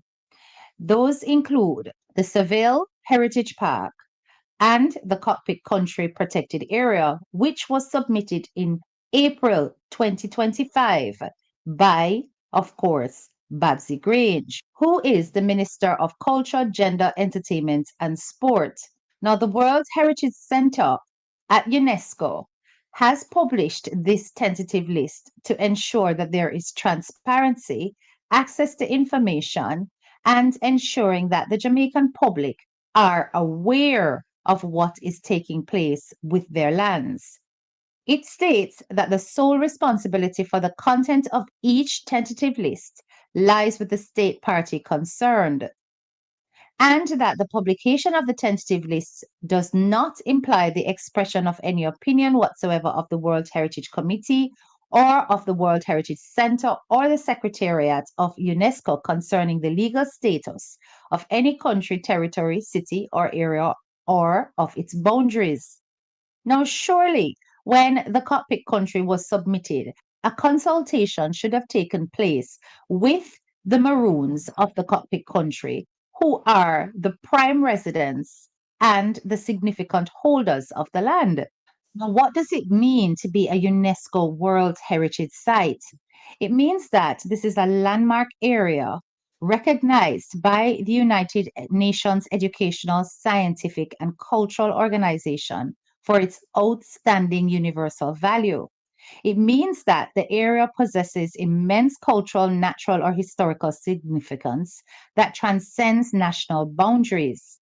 Now, while this may sound wonderful on the surface, because why wouldn't you want to protect an area that is designated for its historical value and the fact that there is such a huge amount of historical significance in the area? There is also the flip side of the political when it comes to the fact that the sites of global culture or natural significance will require member countries to protect them through collaborative management plans and international scrutiny. Now, if this is the case, and you have got a sovereign nation living within the cockpit country, they should be intrinsic to all decisions being made about the land. They have not been called to the table. This decision being made behind the backs of their compound people shows that the government intends to oust them from all decision-making processes regarding the cockpit country itself, and that they intend to take the lead when any decisions are being made about the territory, despite the fact that they have got sovereignty over the land. A very serious decision to be made, and almost like a cultural and historical slap in the face for their compounds. Do let me know what you think about this issue in the comments.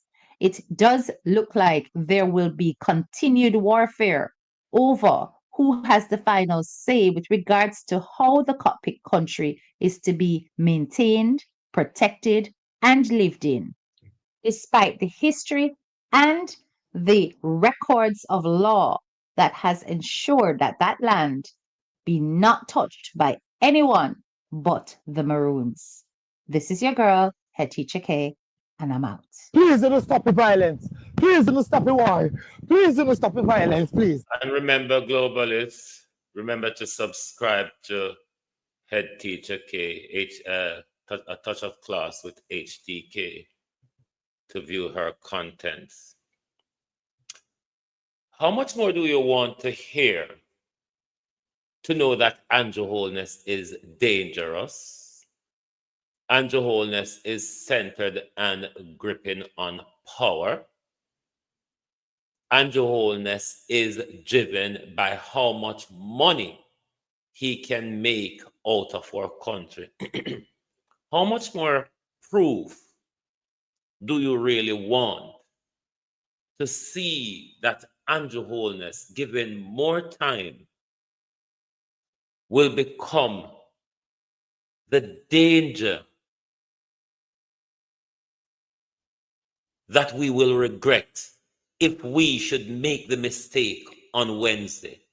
Do you understand the regrets that would come after Wednesday if you make the wrong decision? Do you understand the risk to your democracy? Your status on that piece of rock in Jamaica? You see, Andrew Holness relentlessly try to strip the Maroons of their power and land. You see, Andrew Holness regularly try to do that to the entire Jamaica, stripped us of everything. Let us go into Andrew Holness's corruption. Let us go into the Prime Minister's corruption briefcase. The JLP corruption timeline from 2010 to now. Take a seat and get comfortable. This is going to be a long one. October 2010. SCJ, Sugar Divestment, $43 million. March 2016. Montague, Used Car Scandal. Used car scandal in which 30 cars are still outstanding. Since 2012, this is valued at $100 million. September 2016. Nepotism, Spectrum Management. Nepotism and cronyism. December 2016. Debushing scandal. $606 million There will be a bit of improperly delay on awarded your right images. before parish council elections. May 2017. Grant of milk powder license and 15 acres of Mombasa grass on personal property. August 2017. Convicted criminals, friends of board members granted gun licenses under questionable circumstances. September 2017. Junction Road. Over 1 billion Jamaican dollars of taxpayers' money has been spent. As of 2023, might have to be abandoned. June 2018. Petrojam perimeter fence. Petrojam perimeter fence was built for 96.8 million Jamaican dollars. August 2018. Derek Smith. Derek Smith 5-year consultancy contract at $7.5 million per year through 2022. Total $37,865,770 Jamaican dollars. Saturday, August 2018. Nepotism. Trevor Forrest resigned as board chairman following revelations that he had improperly intervened in the recruitment process at the Spectrum Management Authority, SMA. August 2018. SMA constituency secretary appointed to board. August 2018. USF, a JLP candidate for Portmore MP, hired her daughter and paid her $80,000 without qualifications. September 2018. Nasol, $12 million. November 2018. TEF scandal, $35 million for garbage bins. December 2018. PCJ, Auditor General Report, citing explicit acts of nepotism. March 2019. Petrojam, Wheatley, and Myrie, May 2019. Free Beach scandal, $13.5 million, property unsold, and beach given away. October 2019. CMU corruption, $50 million of school funds for personal use of Ruel Reid, and Fritz Pinnock, $676.8 million of unapproved salaries.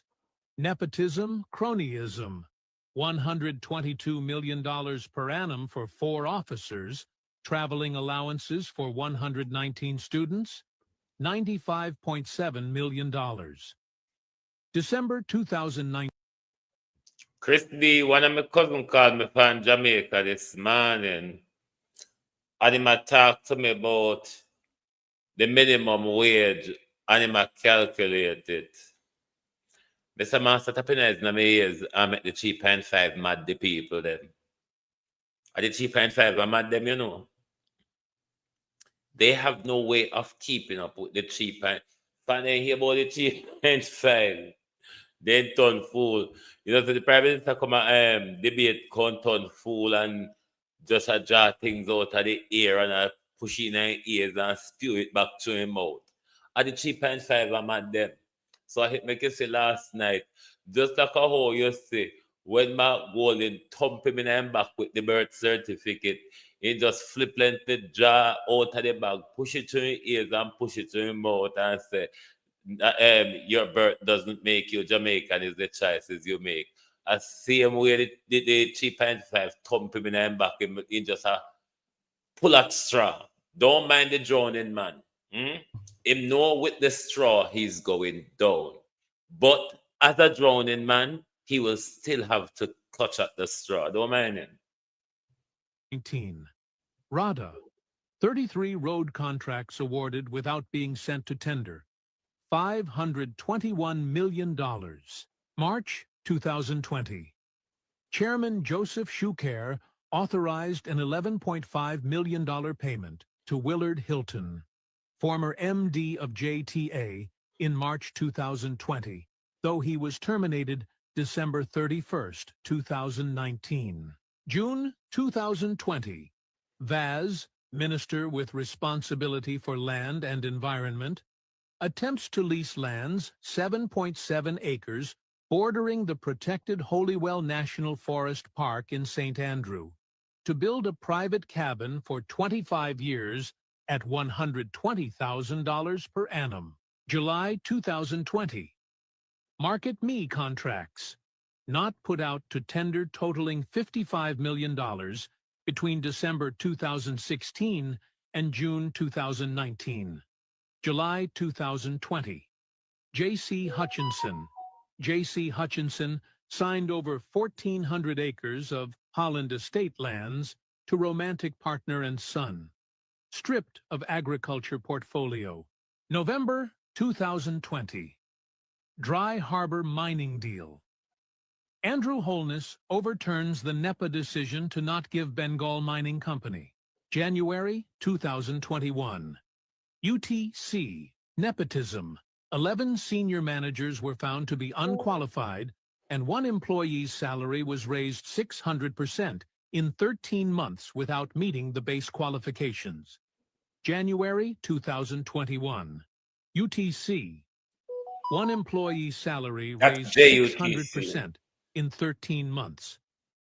Employee did not meet base qualifications. March 2021. JCDC. Nepotism. Trevor Nairn awarded $15 million for gala celebrations. Procurement procedures were breached. September 2021. Nutrition products. Lanatoid. Nepotism. $143 million paid to companies and individuals connected to board members and management. 12 staff positions were not advertised, and 8 members did not have the proper qualifications. October 2021. NMIA, Cyprate HAJ, Site First Rock, $450 million, Cytoit. 2021, $450 million First Rock stock purchase.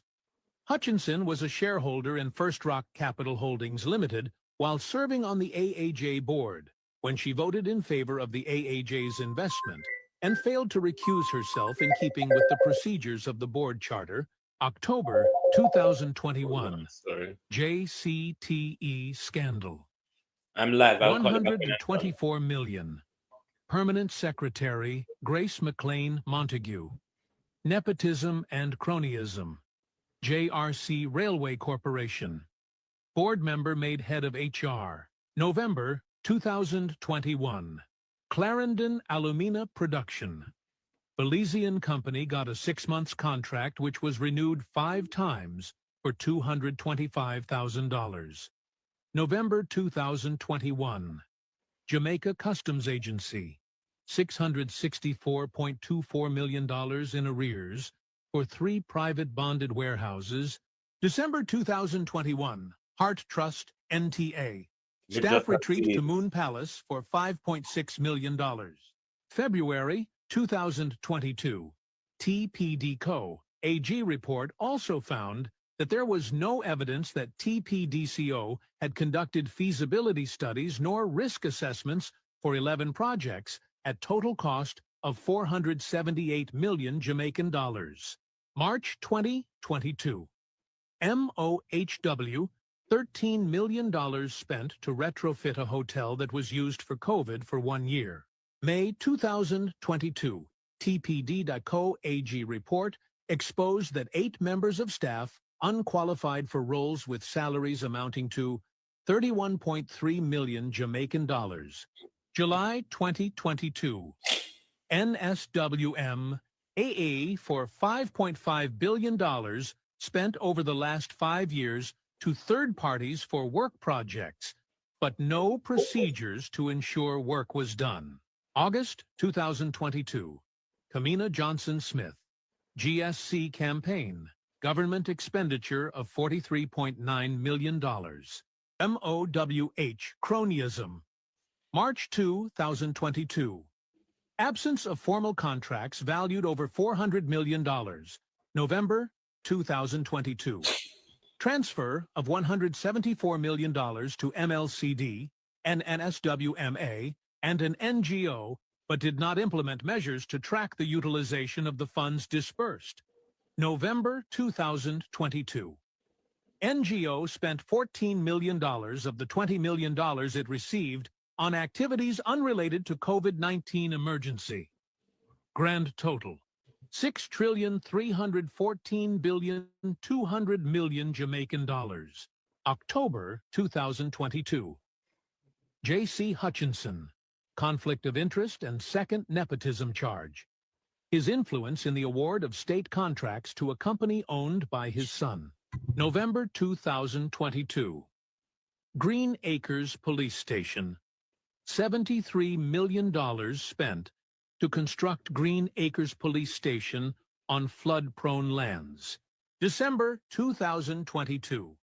NCRA boss intervenes and releases detained shipments of substandard rice imported by company owned by Chris Tufton. January 2023. SSL scandal. 200 accounts hit, exceeding $30 million in fraud. February 2023. Westcon contracts. PM Wholeness conflict of interest probe. May 2023. FCJ nepotism and cronyism. Minister of State Xavier Main engaged by FCJ for private legal services in acquisition of 200 acres of land from the UDC at Caymanas Estate. November 2023. Wholeness statutory. Declarations to Integrity Commission not yet certified and gazetted 2021 and 2022. March 2024. TAJ forks out nearly $400 million to lease buildings it's yet to occupy after 3 years. September 2024. FID referral. PM Wholeness's uncertified statutory declarations, 2019 to 2022. December 2024. Building permit scandal. April 2025. $31 million drill scandal.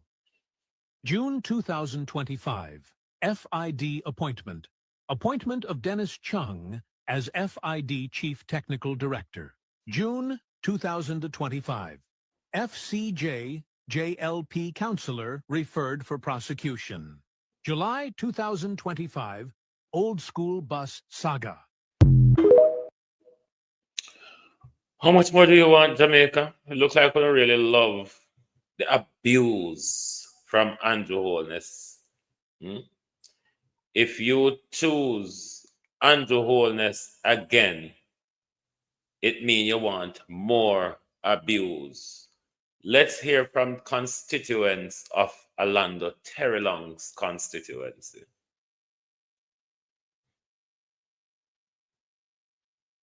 Bear with. Yo, Mr. Pussy, all tongue long me. And please, there are colorful languages, but you know how Jamaicans talk. Say your time come, you know. Feel like me know you say your bumbuckler time come. Remember me tell you that, and me know say your time come. Remember that pussy hole there. You know. Look on all you know, a 10-year year in a Gregor Park. All bout a run up and down, you never fix a blood clot road yet. Never fix a road yet. See? But as blood clot 5 days for election, you come and mash up the people, them road, you know, say. After you drop up how much bumbuckler $1 million, you carry China. And Jamaica Flight Green are the same thing as Southwest Sentiment, just like walk and creep off road. Fix them and fix it. So they know, so them a come out of power, them a mash up the road, them was a left giveaway. They come there do work and how much hungry belly people don't they want to work. Pussy, well, if you like the people them like you. Let me ask you something. On the third, you feel like say if people them a go blood clot vote for you. You draw allegation and all kind of different meds. You feel like say people them like your brother. When you cub up the people them from 10 o'clock, them have to guard them bed. You feel like the people them like your brother. People them want enjoyment, brother. You have to come down, brother. What the fuck you have fight for your well? You have fight for all the people them under bandage. Pussy will look for me. And me a blood clot fight when me bumbo clot alright and the people them down there hungry. Go suck your mama tongue long. Who your batty boy, you can't fight God beat me. You know how much blood clot You look for me good. From me in a Gregor Park, notice me, pussy hole. Me never beg a money yet. Go suck your mama. Now nobody ever can look for me and say, yo, me ever molest them or me ever try to disturb them or me ever try to come at them place, come beg them, suck my come rob. Pussy hole, you a thief and robber. Ask anybody in a Portmore if them ever blood clot here, me ever thief young yet. Go suck your mama. You know how much thing you thief from the poor people, them. A blood clot got pick me and want come a blood clot Portmore come fight. Go suck your mama tongue long. And come down. Who you man see police them take you down already, pussy. I people them time you know. Go suck your mama. You feel like nobody like you, batty man. The colors of Jamaicans' tongue can't complain anyway. Mine not anyway 3 better. Let's look at how low the Jamaica party can it low, you know. I mean, Flight Green on go raising price by $1,000. How low can that be? From the last general election to now, Flight Green on go raise in price by $1,000. I don't know what the people them are look for. Disrespect, so who is in the people disrespect? Where your blood clot go? Who is up for people disrespect? Where you go? Move on a pussy hole and go. And bear in mind again, these are colorful Jamaican tongue, but this is, I don't know what Pernell Charles Sr., you know, the one his daughter kissed and his lip, I don't know what he was there doing, if he was buying vote, if he was intimidating, I don't know. Just let us all listen together. First, may I listen to it as well. But you know, with tongue. Hold on there. Disrespect, so who is in the people disrespect? Where your blood clot go? Who is up for people disrespect? Where you go? Move on a pussy hole and go. Boy, you come and fight for land. Where you go? But who is you for nobody tell bad word? You God. Where you go? You God. Where you go? Just we are enjoying the place, you come off a land. Go on in your van. Tell the people about them to left off a land before such and such time because hotel are going to build up by February and ground for broke. Where you go?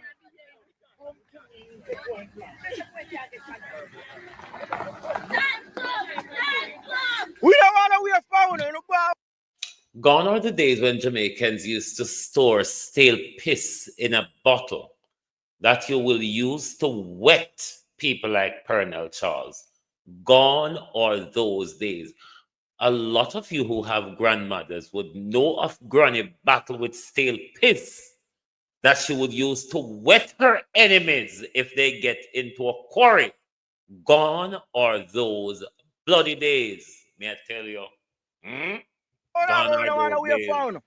Go on. Colonel and come with. What I'm bully, me so talk here, I make a video. Eh.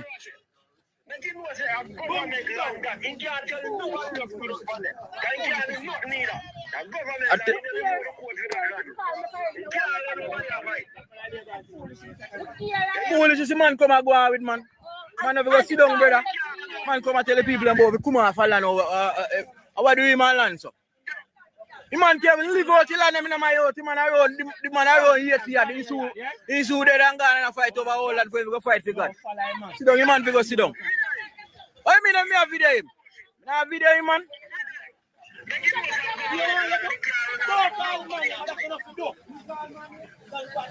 I told him I beg him, man. Someone will tell him, man, the blood clot too. Make him, man, go.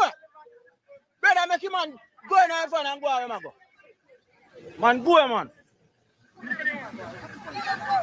Foolish, I go out with Pernell, man.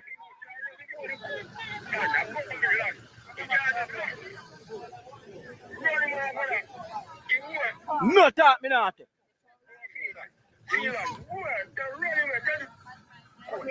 No, sir, me not take no talk from you. Me not take no talk from you, Pernell. Me no want to hear nothing from you.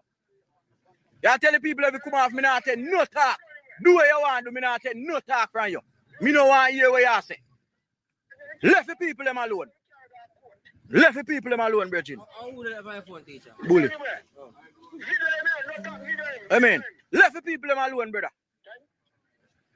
The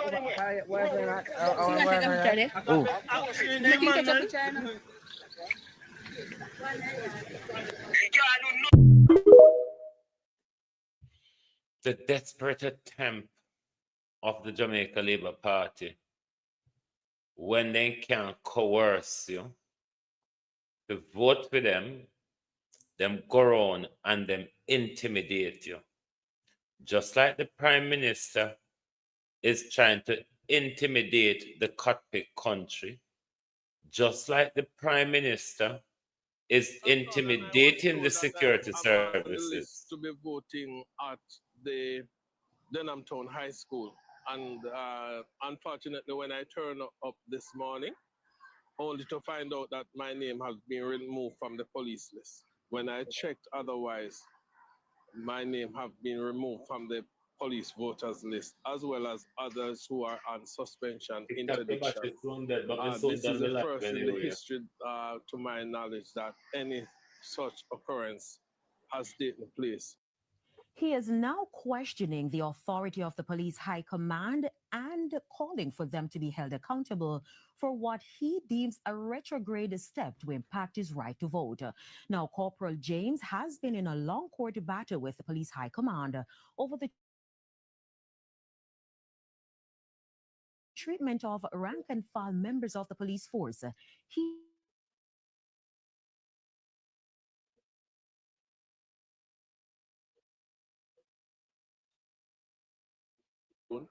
and it is disrespectful of the high command to be placing me in an unknown profession, to say the least.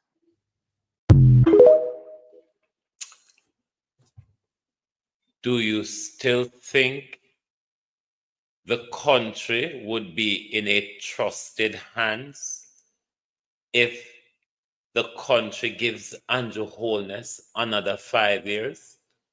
Haven't you heard enough of the pending dangers? Haven't you seen enough examples of the pending dangers ahead of us should Andrew Holness given 5 more years? I heard Juliet Holness during the campaign the other day going around in her community or some galangin she did there. And she said, PM, bro got a PM for life. We must not take these people utterances simple, because we see more and more where her husband is willing to break domestic and international law in order just to get what Andrew Holness wants. Don't you feel scary of having such a leader presiding over you for another 5 years when you have seen the danger to you and your children over the time he has been presiding? Haven't you seen the waste of money in your country? Haven't you seen the sudden the explosion of Andrew's enrichment to the public purse? But his parting shot at Chief Curry is something. If Andrew Holness is given 5 more years, a war will be created by the state of Jamaica and the state of their compound.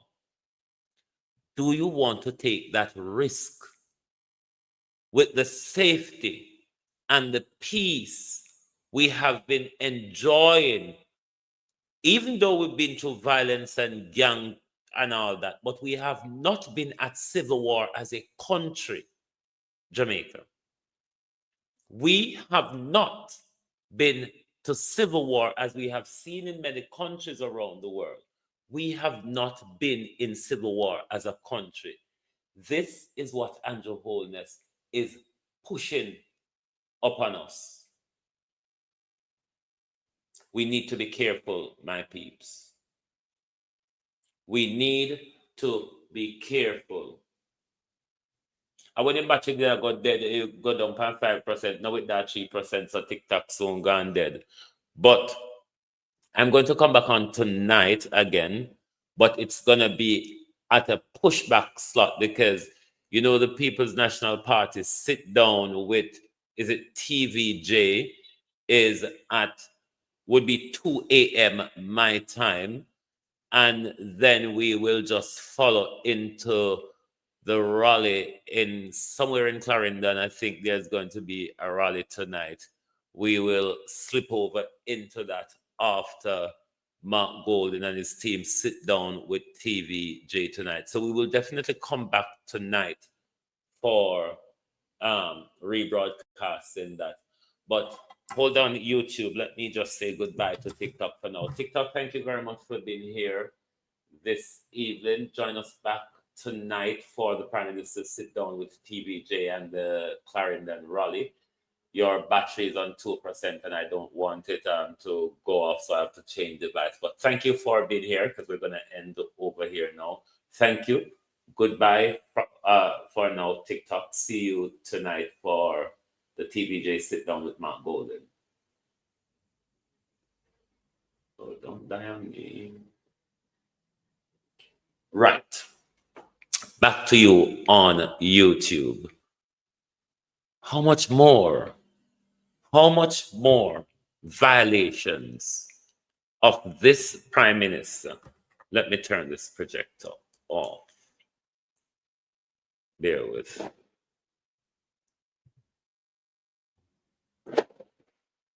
How much more of this Prime Minister's violation that you think you'll be able to go through for a few more years if we should give him the power in our country? I mean, we've seen the many dangers of Andrew Holness. We've seen the many waste of our public resources.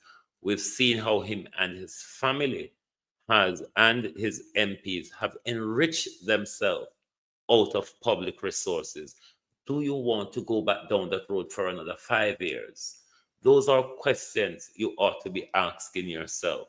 What you have been given in the People's National Party Manifesto is a progressive direction for the country, a turnaround as opposed to where the Jamaica Labour Party is taking us socially at the moment. It is up to you to choose your children's future, to choose a better country, a better Jamaica. That is your choice on Wednesday. Short of that, Jamaica, you could end up into a dictatorship. Something I guarantee you right now, you will regret. You don't want to come back another year and regret the mistake you would make if you do not do the right thing on Wednesday. The choice is yours, Jamaica. The power is in your hands. The direction of Jamaica is within you. You have the power to decide the direction of our country. Whether we move into a progressive direction, or is it that we go further down the path of authoritarianism and dictatorship? The choice, Jamaica, is yours, and you must make the choice in interest of your country, future, and children, rather than political alignment and tribalism. I want to thank you for being here this afternoon. Join us right back here tonight when we continue our campaign for a better Jamaica. So thank you all very much. Lovely to have your support. If you have not yet hit the like button, make sure you do so before you exit the program. Thank you all very much this evening. Join us back tonight for Mark Golden sit down with TVJ, and of course we will bring you whatever rally is going on. For those of you who heard about the doubling of the minimum wage. I never heard a word, and I'm not concerned because I know that's just pigs can fly only if you glue wings onto them. Thank you, and good afternoon from Global TV. Oh, thy peace, God of my salvation, because the mouth of the sinful and wicked is open. Rastafari.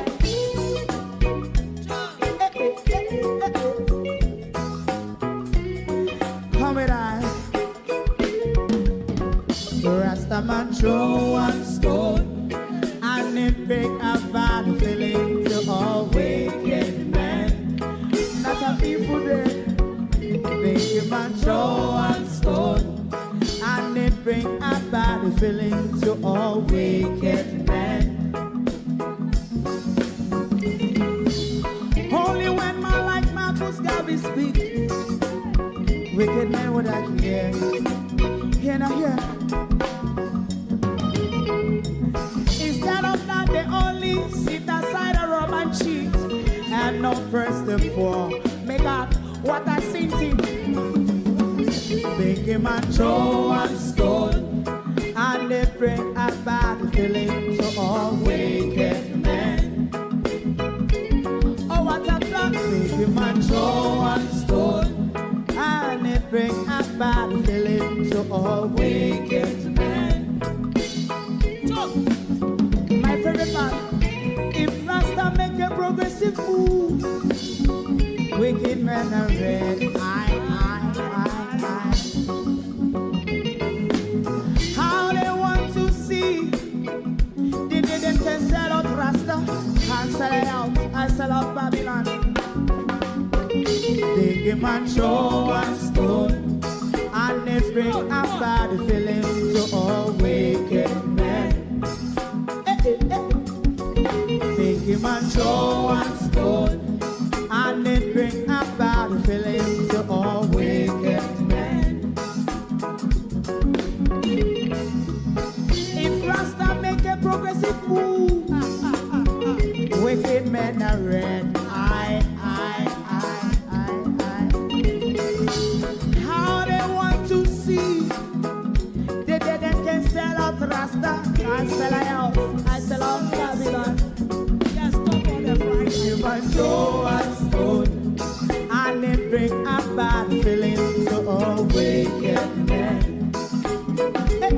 Oh, what a black baby man, throw a stone, and they bring a bad feeling to all wicked men.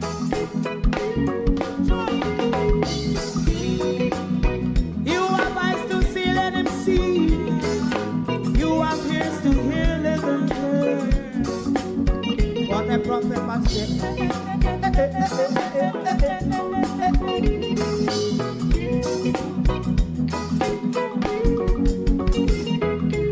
President Mandela was in prison for 20 odd years. And he leave from the prison and take the seat of the president. Stone one, big man throw one stone, and it bring a bad feeling to all wicked men. Oh, what's a black big man throw one stone, and it bring a bad feeling to all wicked men. Rasta man throw one stone, and it bring a bad feeling to all wicked men.